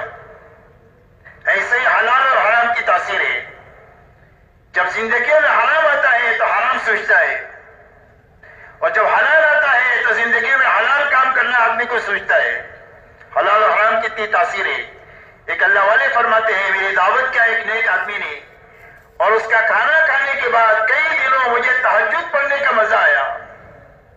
اور ایک غلط آدمی کی یہاں میری دعوت ہوئی، اس کا کھانا کھانے کے بعد کئی دنوں میرے اندر بدکاری کا جذبہ پیدا ہوا. اللہ میری آپ کی اور پوری امت کی حفاظت فرمائے. اس لیے میرے دوستوں اپنے کھانے کمانے کی لائنوں کو علماء پر پیش کر کر کے ہر قسم کے حرام سے، ناجائز سے، مشتبہ سے، مکروہ سے نکالتے ہوئے پاک صاف لقمہ ہمارے پیٹ میں جانا چاہیے، اور ہمارے بچوں کے پیٹ میں جانا چاہیے، اور ہماری عورتوں کے پیٹ میں جانا چاہیے. ہم حلال کمائی کما کر ان کے اوپر خرچ کرنے کے مکلف ہیں، حرام کمائی کر کے خرچ کرنے کے مکلف نہیں ہے. اس لیے میرے دوستو حرام سے بچانا، حلال سے کمانا، سنت طریقے پر اپنی ضرورتوں کو پوری کرنا، اسراف سے اپنے آپ کو بچانا. اس لیے کہ اسراف کی مثال اللہ والے فرماتے ہیں آگ کی ہے. آگ میں کتنا بھی لکڑی ڈالو سب کو جلا دے گی، اس کا پیٹ بھرے گا ہی نہیں. ایسا اسراف جب زندگی میں آ جاتا ہے تو ساری جانی مالی طاقت کو کھا لیتا ہے. نہ دعوت کے لیے بچے، نہ عبادت کے لیے بچے، نہ اخلاق کے لیے بچے، ساری جانی مالی طاقت کھا لیتا ہے. بوڑھے ماں باپ کو سنبھالنے کے لیے نہیں بچتی ہے، یہاں تک کہ فرض نماز پڑھنے کے لیے وقت نہیں بچتا.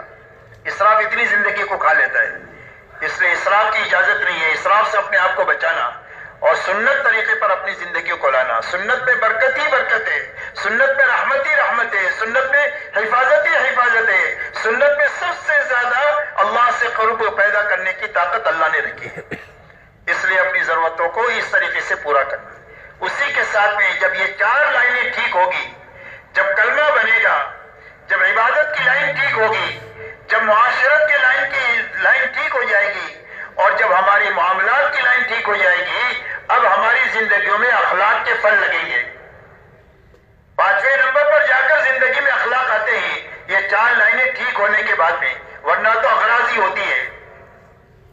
اور جب اخلاق زندگی میں آئیں گے تو پوری دنیا اسلام کی طرف ایسے آئے گی جیسا بھوکا کھانے کی طرف آتا ہے، اور پیاسا پانی کی طرف آتا ہے، اور دھوپ میں چلنے والا چھاؤں کی طرف آتا ہے. ایسی ساری इंसानियत दीन की तरफ और इस्लाम की तरफ दौड़ कर आएगी और दुनिया का कोई भी प्रोपेगेंडा इनको हक की तरफ से आने से रोक नहीं सकता है। इसीलिए दुनिया में दीन जो चला है वो ताकत के जोर पर नहीं चला है, बल्कि ईमान और अमाल और अखलाक के रास्ते से चला है। सहाबा दुनिया में जो फिरे हैं वो ईमान के साथ, अमाल के साथ और अखलाक के साथ दुनिया में फिरे हैं, जो सारी इंसानियत के कुलूब को इस्लाम की तरफ मुतवज्जे किए। इसलिए मेरे दोस्तों, अपनी अखलाकी जिंदगी को अच्छे से अच्छी बनाना। अखलाक के बारे में फरमाया अकमलुकुम ईमानन अहसनुकुम अखलाका। फरमाया तुम में सबसे ज्यादा कामिल ईमान वाला वो है जो तुम में सबसे ज्यादा अच्छे अखलाक वाला है। और अखलाक का खुलासा फरमाया किसमें है? फरमाया किसी को हमसे तकलीफ नहीं पहुंचे, सबको हमसे राहत पहुंचे। अपनों को, परायों को, सबको, सारी इंसानियत को हमसे राहत पहुंचे। हमारी किसी के साथ कोई दुश्मनी नहीं है, हमारी किसी के साथ कोई दुश्मनी नहीं है। हम अल्लाह को चाहते हैं, अल्लाह के नबी को चाहते हैं, उनकी लाई हुई जिंदगी चाहते हैं और सारी इंसानियत के लिए हम भलाई चाहते हैं कि सारी इंसानियत जहन्नम के अजाब से बच जाए और सारी इंसानियत जन्नत में दाखिल हो जाए, अल्लाह की नाराजगी से बच जाए और अल्लाह की रजा वाली जिंदगी हासिल कर ले, अल्लाह की रजा वाली मौत मरे। ये सारी इंसानियत के लिए हम चाहते हैं, हमारी किसी के साथ कोई दुश्मनी नहीं। इसलिए हर एक के साथ में हम भलाई करेंगे। और अखलाक का खुलासा हुजूर सल्लल्लाहु अलैहि वसल्लम ने चंद बातों में बताया है। आप ये फरमाते हैं कि जो तुम्हारे साथ बुराई करे उसके साथ भलाई करो, जो तुम्हारे पर जुल्म और ज्यादती करे उसको दरगुजर करो, माफ करो। इसलिए कि माफ करना आसान है, बदला लेना मुश्किल है। एक आदमी ने आपको तमाचा मारा तो कोई इतना ही नाप के तमाचा मार सकते हैं? अगर आपने जोर से मार दिया तो आपका शुमार जालिमों में हो जाएगा। किसमें हो जाएगा? जालिमों में। एक मर्तबा हजरत सिद्दीक अकबर हुजूर सल्लल्लाहु अलैहि वसल्लम के साथ थे। सामने से एक दूसरा आदमी आया, गलत आदमी। उसने आकर के हजरत सिद्दीक अकबर को बुला बयाना कहना शुरू किया। सिद्दीक अकबर खामोश है, हुजूर सल्लल्लाहु अलैहि वसल्लम हंस रहे। थोड़ी देर के बाद सिद्दीक अकबर ने जवाब देना शुरू किया तो आप वहां से चल दिए। तो सिद्दीक अकबर ने हुजूर से पूछा कि अल्लाह के नबी वो मुझे कह रहा था तो आप हंस रहे थे, और जब मैंने जवाब देना शुरू किया तो आप चल दिए यहां से। तो फरमाया जब तुम चुप थे तो तुम्हारी तरफ से फरिश्ता जवाब दे रहा था, और जब तुमने जवाब देना शुरू किया तो मुझे ये खतरा हो गया कि कहीं तुम्हारी तरफ से ज्यादती ना हो जाए। क्या ना हो जाए? ज्यादती। इसलिए कि बदला लेना बहुत मुश्किल है और माफ करना बहुत आसान है। जब हम एक दूसरे को माफ करेंगे और दरगुजर करेंगे तो अल्लाह भी हमको माफ कर देंगे। अल्लाह से माफी लेने का रास्ता अल्लाह के बंदों को माफ करना है, अल्लाह के बंदों को दरगुजर करना है। इसलिए फरमाया जो तुम्हारे पर जुल्म ज्यादती करे इसको दरगुजर करो। फरमाया जो तुम्हारे साथ रिश्तेदारी को तोड़े उससे रिश्तेदारी को जोड़ो, जो रिश्तेदारी तोड़े उसके साथ रिश्तेदारी जोड़ो। इसलिए कि सिला रहमी का मसला तो बहुत अहम है। कयामत के दिन सिला रहमी अल्लाह से कहेगी, अल्लाह जिसने मुझे दुनिया में जोड़ा अपनी रहमत से इसको जोड़ दे, और जिसने मुझे दुनिया में तोड़ा अपनी रहमत से इसको काट दे। इसलिए हर हाल में रिश्तेदारी को निभाना चाहिए, चाहे कितना ही अपनी आंख पर झेलना पड़े, कितना ही बर्दाश्त करना पड़े, कभी रिश्तेदारी को खराब नहीं करना चाहिए। अपने माँ बाप के साथ, अपने भाई बहनों के साथ, अपने ससुराली रिश्तेदारों के साथ, अपने और रिश्तेदारियों के साथ, किसी रिश्तेदारी के साथ में कभी भी बिगाड़ नहीं करना चाहिए, बल्कि सिला रहमी के साथ में रहना चाहिए। इसलिए कि सिला रहमी से रिस्क में भी बरकत होती है और उम्र में भी बरकत होती है। इसलिए फरमाया जो रिश्तेदारी को तोड़े उसके साथ रिश्तेदारी को जोड़ो। और फरमाया जो तुम्हें कभी खाने चाय पानी को न पूछे उसको खिलाओ पिलाओ, जो कभी चाय पानी का न पूछे उसको खिलाना पिलाना। फरमाया अव्वलीन और आखिरीन के अखलाक है। और हुजूर सल्लल्लाहु अलैहि वसल्लम के जमाने में जितनी जबरदस्त जाहिलियत थी वो जो खत्म हुई है वो आपके अखलाक के रास्ते से खत्म हुई है। जो आपके जान के दुश्मन थे वो आपके लिए जान देने वाले बन गए, जो आपके जान लेने वाले थे वो जान देने वाले बन गए, और जो आपके दुश्मन थे वो आपके दोस्त बन गए और आपके ऊपर अपना सब कुछ निशावर करने वाले बन गए। मेरे दोस्तों, हुदैबिया के मौके पर سہیل ابن عمرو یہ لکھنے کے لیے تیار نہیں ہے من محمد رسول اللہ، لیکن اللہ تعالیٰ نے فتح مکہ کے بعد حجۃ الوداع میں ایسا حال بنایا کہ سہیل ابن عمرو کھڑے ہیں، حضور صلی اللہ علیہ وسلم حلق کرا رہے ہیں اور آپ کے بالوں کو اٹھا رہے ہیں اور اپنے آنکھوں سے چوم رہے ہیں، اور آپ وضو کر رہے ہیں اور آپ کے وضو کو لے کر کے اپنے بدن کے پر مل رہے ہیں. جو محمد رسول اللہ لکھنے کے لیے تیار نہیں ہے کہ اگر آپ کو اللہ کا نبی مانتے تو جھگڑا کہیں کا تھا، آپ لکھو بھی محمد ابن عبداللہ. لیکن اللہ نے ایسی زندگیاں بدلی ہے، وہ آپ کے اخلاق کے راستے سے بدلی ہے. اسی لیے آپ اندازہ لگاؤ حضور پاک صلی اللہ علیہ وسلم جب فاتحانہ طور پر مکہ مکرمہ میں داخل ہوئے ہیں تو مکہ مکرمہ میں آپ کے ساتھ میں 10,000 جان نثاروں کی جماعت ہے، اور مکہ میں وہ لوگ موجود ہیں جو آپ کے لیے آپ کے راستے میں کانٹے بچھائے، آپ کے پر اونٹ کی ہوٹ ڈالی، آپ کی بیٹی حضرت زینب کو نیزہ مارا، اور آپ کے خباب کو، خبیب کو، عمار کو، یاسر کو، سمیہ رضی اللہ عنہم اجمعین کو تکلیفیں پہنچائی اور شہید کیا ہے، لیکن آپ نے کسی سے بدلہ نہیں لیا. آپ نے فرمایا یہ بتاؤ میں تمہارے ساتھ کیا معاملہ کروں گا؟ مکے والوں نے کہا اخن کریم و ابن اخن کریم. فرمایا آپ تو بھلے ہیں، بھلوں کی اولاد ہیں.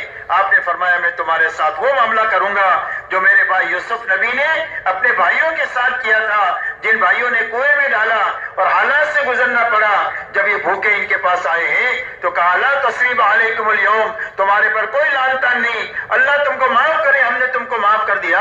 فرمایا انتم الطلقاء، جاؤ تم سارے کے سارے آزاد ہو. مکے والے کہتے ہیں ہم کو ایسا لگ رہا تھا کہ ہم اپنی قبروں سے نکلے ہیں اور ہم کو نئی زندگی ملی ہے.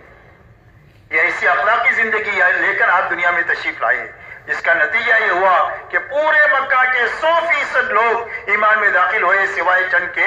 اور اس کے بعد میں مکہ کا فتح ہونا کیا تھا کہ اللہ تعالیٰ نے پورے عالم میں ہدایت کے پھیلنے کی ہوائیں چلا دیا. یہاں تک کہ فتح مکہ میں 10,000 ہے، تبوک میں 30,000 ہے، حجۃ الوداع میں 1.25 لاکھ ہے، اور خلافت راشدہ کے 30 سالہ دور میں دنیا کے کونے کونے میں اللہ کا کلمہ بلند ہو چکا ہے اور کفر کا کلمہ نیچے ہو چکا ہے. پوری دنیا امن و امان کا گہوارہ بن چکی ہے، اور ایمان والوں کی طرف کوئی میلی نگاہ سے دیکھنے کی ہمت اور سکت نہیں رہی ہے. اللہ نے ایسے امن و امان اور سلامتی کی فضا دنیا میں بنائی اتنے تھوڑے سے عرصے میں.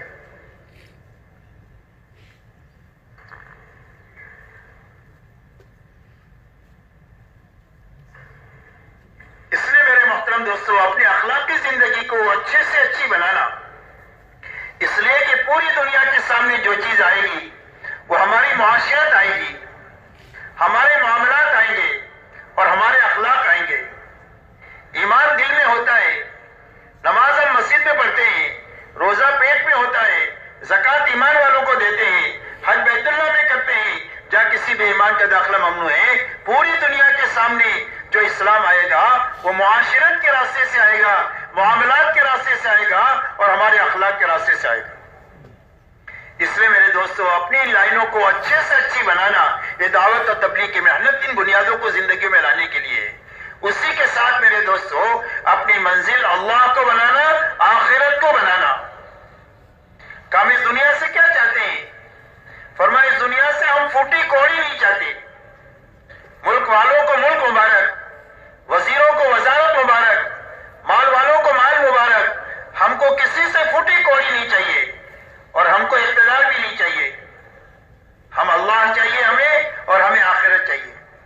حضور پاک صلی اللہ علیہ وسلم نے اس امت کو آخرت کی بنیاد پر اٹھایا ہے، ملک و مال کی بنیاد پر اٹھایا ہی نہیں ہے. حالانکہ آپ کے علم میں یہ بات تھی کہ آپ کی محنت کا انجام یہ ہوگا کہ بڑی بڑی طاقتیں زیر ہوگی اور حق کی طرف آئے گی، لیکن اس کے باوجود آپ نے اپنی امت کو ملک و مال کی بنیاد پر نہیں اٹھایا. آپ اندازہ لگائیں جب بے کسی اور بے بسی کے حال میں آپ ہجرت فرما رہے ہیں، اس وقت میں سراقہ ابن مالک نے جب آپ کا پیچھا کیا تو آپ نے یہ فرمایا اے سراقہ اس وقت تیرا کیا حال ہوگا جب کسریٰ کے کنگن تیرے ہاتھ میں ہوں گے. یہ بشارت دے رہے حضور صلی اللہ علیہ وسلم، آپ کے علم میں یہ بات تھی. عدی بن حاتم آپ کے پاس میں آئے تو عدی بن حاتم آپ نے پوچھا کہ عدی اسلام کیوں نہیں قبول کرتے؟ تو عدی نے کہا کہ میں ایک دین پر ہوں. فرمایا تیرے دین کو میں تجھ سے زیادہ جانتا ہوں، تو تیری قوم کا جو مال کھاتا ہے تیرے دین میں حلال ہے. تو شرم کے مارے نگاہ جھک گئی. پھر آپ نے فرمایا میں بتاؤں تم کیوں نہیں قبول کرتے؟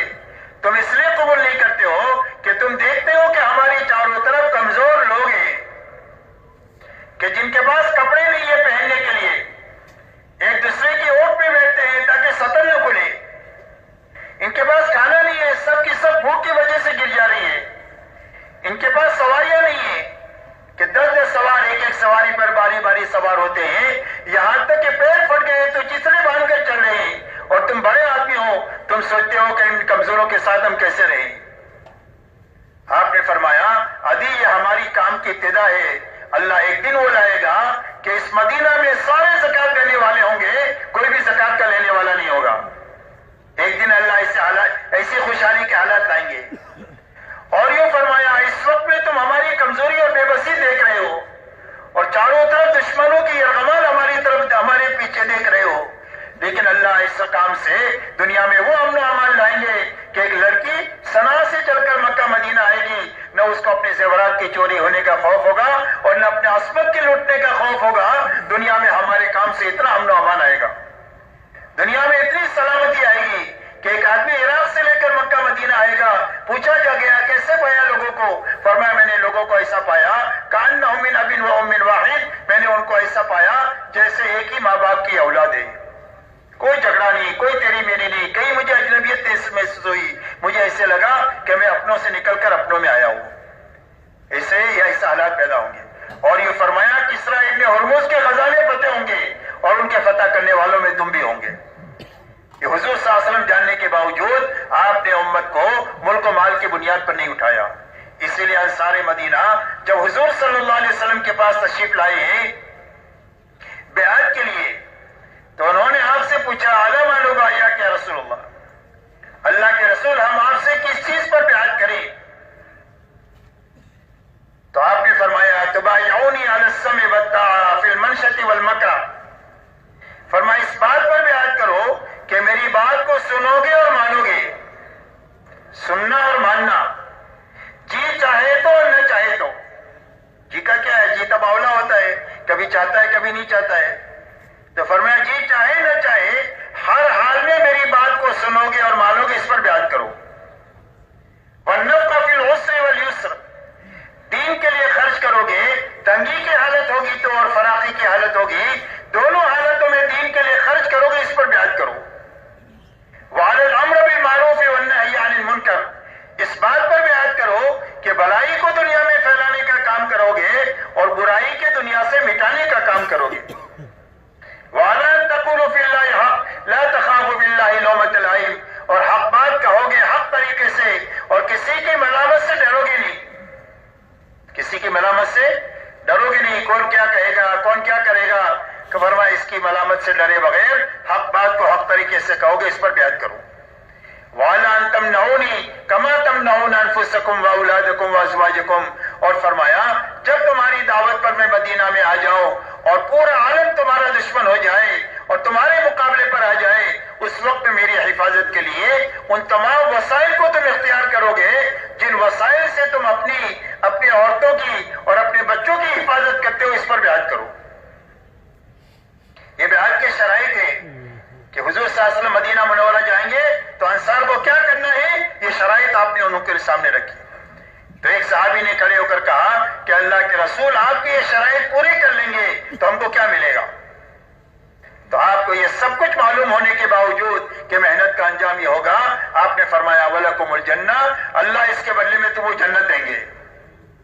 آپ نے اس امت کو آخرت کی بنیاد پر اٹھایا ہے اور اللہ کی رضا کی بنیاد پر اٹھایا ہے کہ ہم کو اس دنیا میں جو بھی کام کریں گے، جس کے ساتھ بھی کریں گے، صرف اللہ کی نیت بنائیں گے کہ اللہ راضی ہونا چاہیے، رضا والی زندگی ملنا چاہیے اور رضا والی موت ملنا چاہیے اور ہماری آخرت بننا چاہیے۔ ہم دنیا سے پھوٹی کوڑی نہیں چاہتے اور دنیا کا اقتدار بھی نہیں چاہتے، اپنی منزل اللہ کو بنانا اور اپنی آخرت کو بنانا۔ میرے محترم دوستو، ایک مبارک زندگی ہے جو حضور پاک صلی اللہ علیہ وسلم لے کر اس دنیا میں تشریف لے آئے ہیں، اور پوری امت جن مسائل سے دوچار ہے اور امت جن حالات سے دوچار ہے اور امت جن مشکلات اور پریشانیوں میں گھری ہوئی ہے، ان پریشانیوں سے نکلنے کا واحد راستہ اس زندگی کو اپنانا ہے۔ اس کے علاوہ جتنے راستوں سے ہم کوشش کریں گے، دلدل کی طرح پھنستے چلے جائیں گے، کبھی نکل نہیں سکتے۔ یاد رکھیں ہر آنے والا دن مسائل کا حل صرف اس زندگی میں رکھا ہے.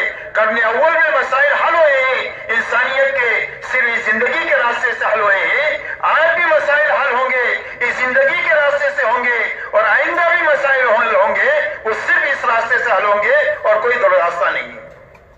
پوری امت کے مسائل کا حل اور ساری انسانیت کے مسائل کا حل, اس لیے کہ انسانیت کتنا بھی ترقی کرتی جائے اس کے مسائل حل نہیں ہوں گے, مسائل الجھتے ہی چلے جائیں گے.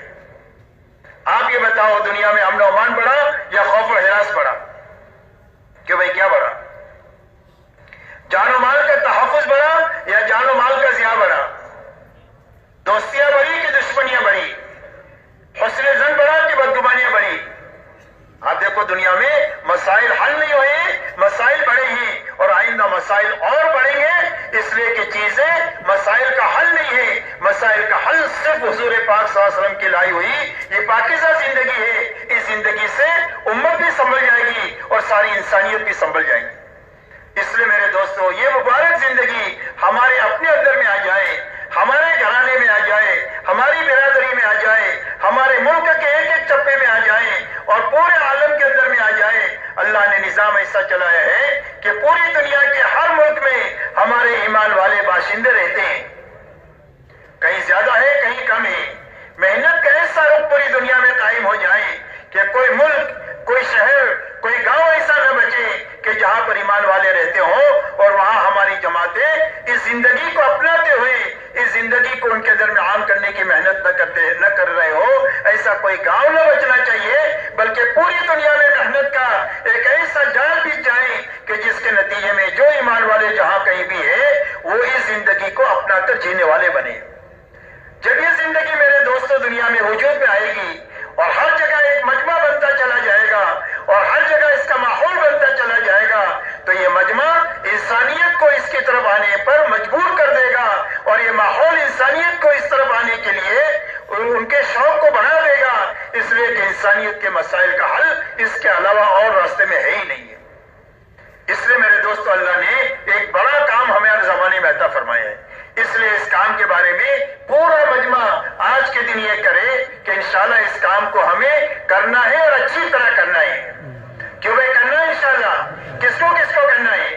ماشاءاللہ پورے مجمع کو کرنا ہے.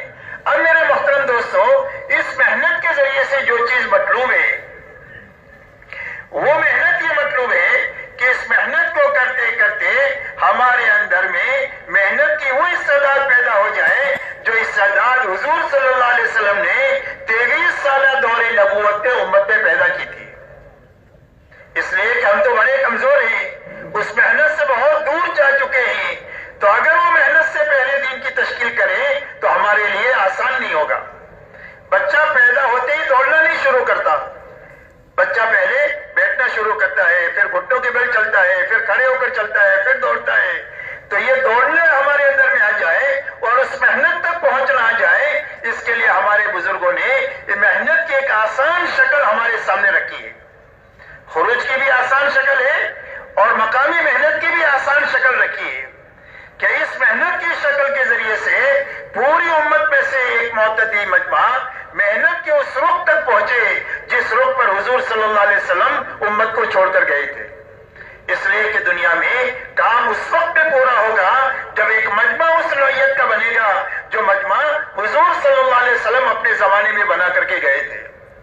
ضروری نہیں ہے کہ کروڑوں لوگ بنے, ضروری نہیں ہے کہ لاکھوں بنے, ہو سکتا ہے سینکڑوں میں ہو جائے, ہم نہیں جانتے وہ مجمع کتنا ہوگا, ہو سکتا ہے ہزاروں میں ہو جائے, ہو سکتا ہے چند لاکھ میں ہو جائے. کروڑوں مسلمان ہیں, اس میں سے ایک مجمع ایسا بنے کہ جن کی زندگیوں میں محنت کا عروق قائم ہو جائے جو وہ حضور صلی اللہ علیہ وسلم نے 23 سالہ دور نبوت میں امت میں قائم کیا ہے. تو آپ نے 23 سالہ دور نبوت میں امت میں محنت کا کیا رخ قائم فرمایا؟ آپ نے محنت کا یہ رخ قائم کیا کہ جو آپ کی دعوت پر ایمان میں آیا آپ نے اس کی جان مال کو ایمان کے سیکھنے پر اور ایمان کے پھیلانے پر یعنی دعوت اللہ پر اتنی لگوایا جتنا کہ دعوت کا تقاضا تھا. یہ سمجھنے کی باتیں ہیں, اللہ ہمیں اور پوری امت کو سمجھا دے. اس لیے میرے دوستو سب سے پہلے امت کی جان مال دعوت پر اتنی لگوائی گئی جتنا دعوت کا تقاضا تھا. یہ سمجھنے کی بات ہے کہ بھائی گھر کاروبار میں ہم کتنے لگتے لگاتے ہیں، گھر کاروبار میں کتنے لگتے لگاتے ہیں، جتنا تقاضا ہوتا ہے اتنے لگتے لگاتے ہیں۔ جب گھر کاروبار میں اتنے لگتے لگاتے ہیں تو گھر کاروبار کے سارے تقاضے پورے ہو رہے ہیں، اس لیے کہ جتنا تقاضا ہے اتنا لگتے ہیں۔ تو دعوت پر ہماری جان مال جب اتنی لگے گی جتنا دعوت کا تقاضا ہے، تو دعوت کے جتنے تقاضے گھر سے لے کر عالم کے ہیں وہ سارے تقاضے اچھی طریقے سے پورے ہوتے چلے جائیں گے۔ اس لیے سب سے پہلے آپ نے امت کی جان مال دعوت پر اتنی لگوائی جتنا دعوت کا تقاضا تھا۔ نمبر 2، ایمان والوں کی جان مال کو عبادت پر لگوائی کہ ہر آدمی عبادت پر اپنی جان مال اتنی لگائے کہ عبادت میں حقیقت پیدا ہو جائے اور عبادت امت میں زندہ ہو جائے، جتنا کہ عبادت کا تقاضا ہے اتنی جان مال لگوائی۔ تیسری لگانے کی جگہ اخلاق ہے کہ اپنی جان مال سے اللہ کی مخلوق پر رحم کا معاملہ کریں گے، خیر خواہی اور بھلائی کا معاملہ کریں گے، یتیموں پر، بیواؤں پر، مسکینوں پر، محتاجوں پر، مقروضین پر، مدیونین کے اوپر اور بیماروں پر۔ غرض یہ کہ جس پر جس لائن کا بوجھ ہے اس بوجھ کو ہلکا کرنے میں اپنی جان مال اتنی لگائیں گے جتنا اخلاق کا تقاضا ہے۔ یہ 3 بنیادیں ہیں اس امت کے لگانے کی، دعوت ہے، عبادت ہے اور اخلاق ہے۔ صحابہ ایمان کے ساتھ، اعمال کے ساتھ، اخلاق کے ساتھ دنیا میں پھرے ہیں۔ چوتھی لگانے کی بنیاد ہماری اور ہمارے گھر والوں کی ضروریات ہے، اس کو حاصل کرنے میں بھی لگنا ہے، اس کے پورا کرنے میں بھی لگنا ہے، لیکن بقدر ضرورت لگنا ہے، اسراف سے بچ کر کے لگنا ہے۔ یہ محنت کا صحیح رخ ہے جو حضور صلی اللہ علیہ وسلم نے 23 سال میں امت پہ زندہ فرمایا۔ اور محنت کا رخ میرے دوستو یہ اتنا طاقتور ہے کہ اگر یہ رخ امت کے ایک معتدی مجمع میں زندہ ہو جاتا ہے تو صدیوں میں جو نقصان ہوا ہے اس کی تلافی سالوں میں ہو جائے گی۔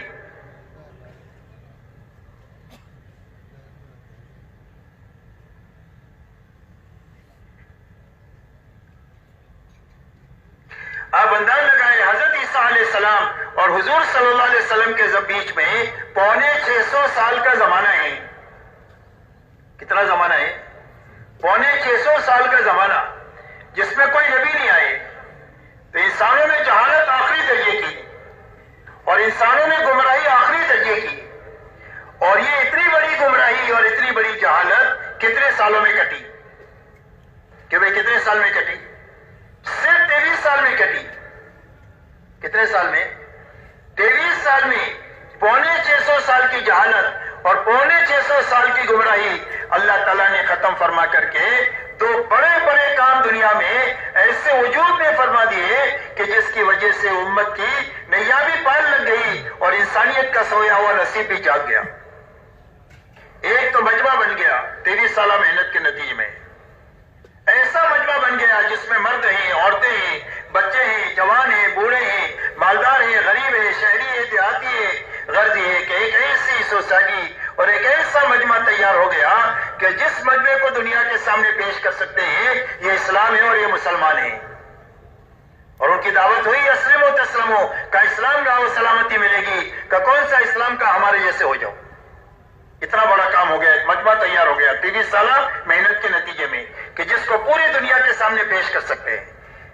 دوسرا میرے دوستوں، ماحول بن گیا پورے حجاز کا، بت پرستی ختم ہو گئی پورے حجاز میں سے، خصوصیت کے ساتھ مدینہ منورہ کا ماحول ایسا پاکیزہ بن گیا کہ جس ماحول میں 100% ایمان والوں کے دلوں میں اللہ رسول کی محبت سب سے زیادہ تھی۔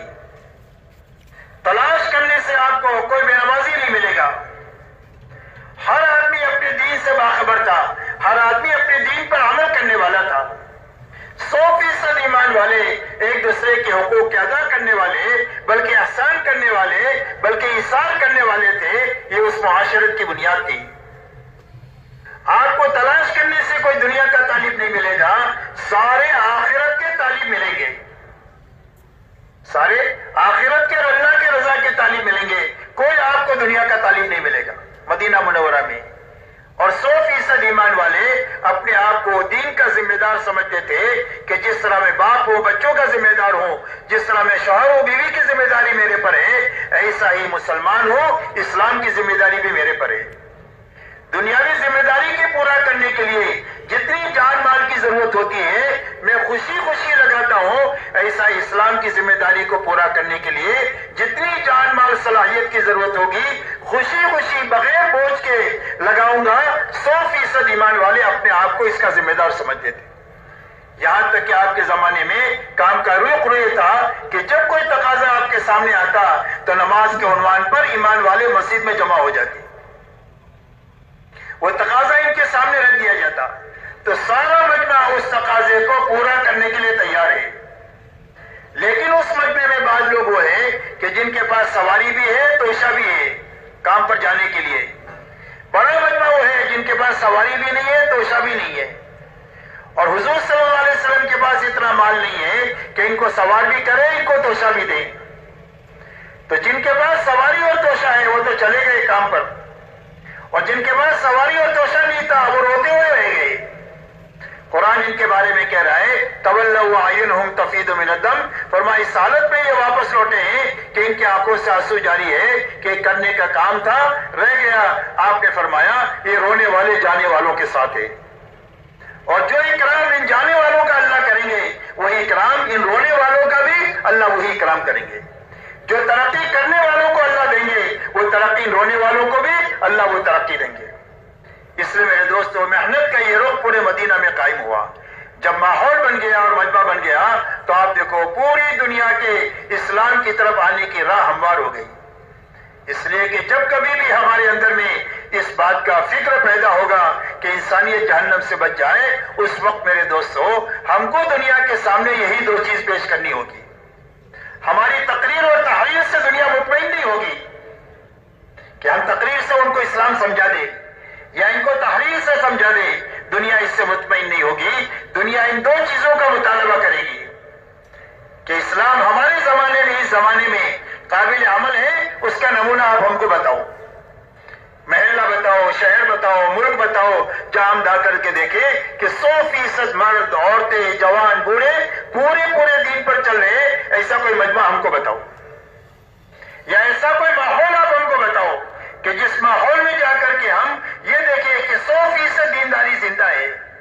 اور جب یہ دو چیزیں آپ دنیا کے سامنے پیش کر لیں گے تو پوری دنیا حق کی طرف ایسی دوڑ کر آئے گی جیسا بھوکا کھانے کی طرف آتا ہے، پیاسا پانی کی طرف آتا ہے، اور دھوپ میں چلنے والا چھاؤں کی طرف آتا ہے، اور دنیا کا کوئی بھی پروپیگنڈا ان کو حق کو قبول کرنے سے روک نہیں سکتا ہے۔ اللہ تعالیٰ نے اتنی طاقت حق میں رکھی ہے، شرط یہ ہے کہ ایک مجمع بننا چاہیے اور ایک ماحول بننا چاہیے، اور یہ اس وقت بنے گا جب محنت کا یہ رخ قائم ہو۔ اب محنت کا یہ رخ قائم ہو اس کے لیے اللہ تعالیٰ نے ایک آسان شکل اللہ والوں کے رونے اور دھونے کی برکت سے اور بے چینی اور بے قراری کی برکت سے اللہ تعالیٰ نے ہمارے لیے ہماری کمزوری کو سامنے رکھ کر ایک آسان شکل رکھی، اور وہ آسان شکل یہ رکھی کہ ہر ایمان والا ایک مرتبہ اللہ کے راستے میں اچھا 4 مہینہ لگا دے، اپنے گھر کاروبار کی ترتیب بنا کر کے تھوڑے سے کام کو آگے پیچھے کر کے ایک مرتبہ اچھا 4 مہینہ لگاوے۔ اچھا 4 مہینہ لگانے کی معنی یہ ہے کہ وقت بھی پورا ہو، اعمال بھی پورے ہو، کرنے کے جتنے کام ہیں وہ کرتے ہوئے 4 مہینے لگانا، انفرادی اعمال بھی اجتماعی اعمال بھی، کوئی عمل چھوٹنا نہیں چاہیے، ہر دن یہ اعمال کے پورا کرنے کے ساتھ وقت لگانا، بچنے کی جتنی چیزیں ہیں ان ساری چیزوں سے بچتے ہوئے اپنا 4 مہینہ لگانا۔ پہلی بنیاد ہے ہماری نقل و حرکت کی۔ دوسری بنیاد یہ ہے کہ جہاں جماعت جائیں وہاں ایک ایک گھر ایک ایک فرد پر محنت کر کے ایک ایک کو ایمان سمجھانا، دین پر چلنے کا نفع، بے دینی کا نقصان سمجھانا، آخرت سمجھانا، اور سمجھا کر ان کو اللہ کے راستے میں نکلنے کے لیے تیار کرنا، ہر جگہ سے جماعتیں بنانے کی محنت کے ساتھ 4 مہینہ لگانا۔ تیسرا کام یہ ہے کہ ہر جگہ جہاں پر جماعت جائیں وہاں مسجد وار جماعت نہیں ہے تو مسجد وار جماعت اپنے ساتھ ان کو شریک کر کے مانوس کر کے کھلا پلا کر کے آخری دن جماعت بنا کر نکلنا۔ بنی ہوئی جماعت ہے تو اس کو کام پر کھڑا کر کے آگے بڑھنا۔ وقت لگائے لوگ بہت ہیں، حرکت میں تھوڑے ہیں، بیٹھے ہوئے لوگوں کو حرکت میں لانے کی محنت کے ساتھ اپنا وقت لگانا۔ ان بنیادوں کے ساتھ دن بھر اپنے آپ کو تھکاتے ہوئے رات کو اللہ کے سامنے گھنٹوں نماز اور دعا میں لگنا تاکہ اللہ تعالی ہماری دین کی محنت کو قبول کرے۔ تو کرنے اور بچنے کے ساتھ وقت لگانا، جماعتوں کے نکالنے کی محنت کے ساتھ وقت لگانا، مسجد وار جماعت بنانے کی بڑھانے کی محنت کے ساتھ وقت لگانا، اور دن بھر تھکنے کے بعد رات کو اللہ کے سامنے گھنٹوں اچھی نماز پڑھ کر کے نماز میں، دعا میں، آہوزاری میں لگانا، ایسا اچھا وقت لگانا کہ اللہ ہمارے دلوں کا رخ بھی صحیح کر دے، ہمارا فکر بھی صحیح کر دے، ہمارے دلوں کا رخ اللہ کی طرف ہو جائے کہ ہم سب کو ناراض کر سکتے ہیں، اللہ کو ناراض نہیں کر سکتے، اللہ سے اتنی محبت ہو جائے، اللہ کا اتنا ڈر دل میں پیدا ہو جائے، اللہ کا یقین دل میں پیدا ہو جائے کہ ہمارے دلوں کا رخ اللہ کی طرف ہو جائے، ہمارے دلوں کا رخ اللہ کے حکموں کی طرف ہو جائے کہ مال کے بڑے بڑے نقشوں کو توڑ سکتے ہیں، اللہ کے حکم کو نہیں توڑ سکتے، اللہ کے حکموں کی عظمت، اللہ کے حکموں سے محبت، حکموں سے زندگی کے بننے کا یقین اتنا آ جائے کہ مال کے بڑے بڑے نقشوں کو توڑ سکتے ہیں، حکم کو نہیں توڑ سکتے، اللہ بڑے، اللہ کا حکم بڑا، ہمارے دلوں کا رخ آخرت کی طرف ہو جائے کہ ہم دنیا کی راحتوں کو قربان کر سکتے ہیں، اپنی آخرت کا نقصان نہیں کر سکتے ہیں، ہماری آخرت کی زندگی اصل زندگی ہے، تو ایک تو دلوں کا رخ صحیح ہو جائے، ایسا اچھا 4 مہینہ لگانا، دوسرا ہمارا فکر صحیح ہو جائے کہ ہم دنیا میں اس لیے جئیں گے کہ اللہ کا کلمہ دنیا میں بلند ہو جائے، انسانیت ہدایت کے رخ پر آ جائے، پوری امت سنبھل جائے، دنیا میں جئیں گے اس لیے اسی پر مریں گے، اس کا معنی یہ نہیں ہے کہ کام کاج چھوڑ کر، بیوی بچوں کو چھوڑ کر ملنگ بن جائیں گے، بلکہ سارے کام کریں گے لیکن دعوت کی فکر کے ساتھ کریں گے۔ مثال سے سمجھ سکتے ہیں کہ ایک آدمی کی ٹوپی بنانے کا کارخانہ ہے، تو کہیں بھی جائے گا تو ٹوپی دیکھے گا، شادی میں جاوے تو ٹوپی دیکھے، میت پہ جاوے تو ٹوپی دیکھے کہ لوگ کون سی ٹوپی پہنتے ہیں، میں اپنے کارخانے میں بناؤں، کھاتا بھی ہے، پیتا بھی ہے، بچوں کو پالتا بھی ہے، پڑھاتا بھی ہے، شادی بھی کراتا ہے، لیکن فکر ٹوپی کا ہو گیا۔ ایسے سارے کام ہم کریں لیکن دعوت کی فکر کے ساتھ کریں، اس لیے کہ جب فکر زندہ ہوگا تو محنت صحیح بنے گی، محنت تبلیغ کی ہے اور فکر دنیا کا ہے تو ادھوری تبلیغ زندگی میں روتی رہے گی، اور جب فکر دعوت کا بنے گا تو آہستہ آہستہ محنت کا صحیح رخ بنے گا کہ دعوت پر جان مال بقدر تقاضا لگنا شروع ہوگی، عبادت پر لگنا شروع ہوگی، اخلاق پر لگنا شروع ہوگی، زندگیاں ضرورت پر آئے گی، اسراف سے نکلے گی، یہ محنت کا صحیح رخ قائم ہوگا جب فکر بدلے گا۔ اس لیے اچھا 4 مہینہ لگانے کے بعد اللہ ہمت دے تو ہر سال 4 مہینہ لگائیں، مہینے میں 10 دن لگائیں، روزانہ 8 گھنٹہ لگائیں، تشکیل 7 مہینے کی ہے تو 7 مہینہ لگائیں، سال کی تشکیل ہے تو سال لگائیں، بہرحال یہ 4 مہینہ صحیح لگنے کے بعد میں آگے کی ساری لائنیں آدمی کی صحیح ہو جائے گی، چاہے جو تقاضا ہوگا اس تقاضے پر قدم اٹھانا ہمارے لیے آسان ہو جائے گا۔ اور اگر اللہ ہمت نہ دے تو تھوڑا سے کام سے شروع کریں اور اللہ سے آگے کو مانگے، اس لیے کہ اللہ تو تھوڑے کے بھی قدردان ہے اور زیادہ کے بھی قدردان ہے۔ غزوہ تبوک کے اندر میں 600 من کھجور صحابہ نے دیے، ان کی بھی قدر کی گئی، اور حضرت عقیل رات بھر باغ کو پانی پلا کر کے تھوڑی سی کھجور گھر والوں کو دیا، تھوڑی سے لے کر آئے، آپ نے اس کی یہ قدر فرمائی کہ اس ڈھیر پر ڈال دو، اللہ اس کی برکت سے سب کے مال کو قبول کر لے گے۔ اسے اللہ کی نسبت پر لگانا تھوڑا بھی قیمتی ہے، بڑا بھی قیمتی ہے۔ اس کے لیے میرے دوستوں پہلے تو یہ مجمع طے کرو کہ انشاءاللہ محنت کا جو رخ مطلوب ہے اس رخ پر ہم سب کو آنا ہے، کہ بھائی آنا ہے اس پر، کس کو اس پر آنا ہے۔ اب اس پر آنے کے لیے میرے دوستوں سب سے پہلی بات تو یہ ہے کہ جس کا ابھی تک 4 مہینہ نہیں لگا وہ تو آج کی مجلس میں کھڑے ہو کر یہ کہے کہ انشاءاللہ میں 4 مہینہ اس اجتماع سے لگاؤں گا اور اچھا 4 مہینہ لگاؤں گا۔ کھڑے ہو کر اپنے آپ کو پیش کرو، کھڑے ہو کر اپنے آپ کو پیش کرو کہ انشاءاللہ 4 مہینہ لگاؤں گا، اچھا 4 مہینہ لگاؤں گا۔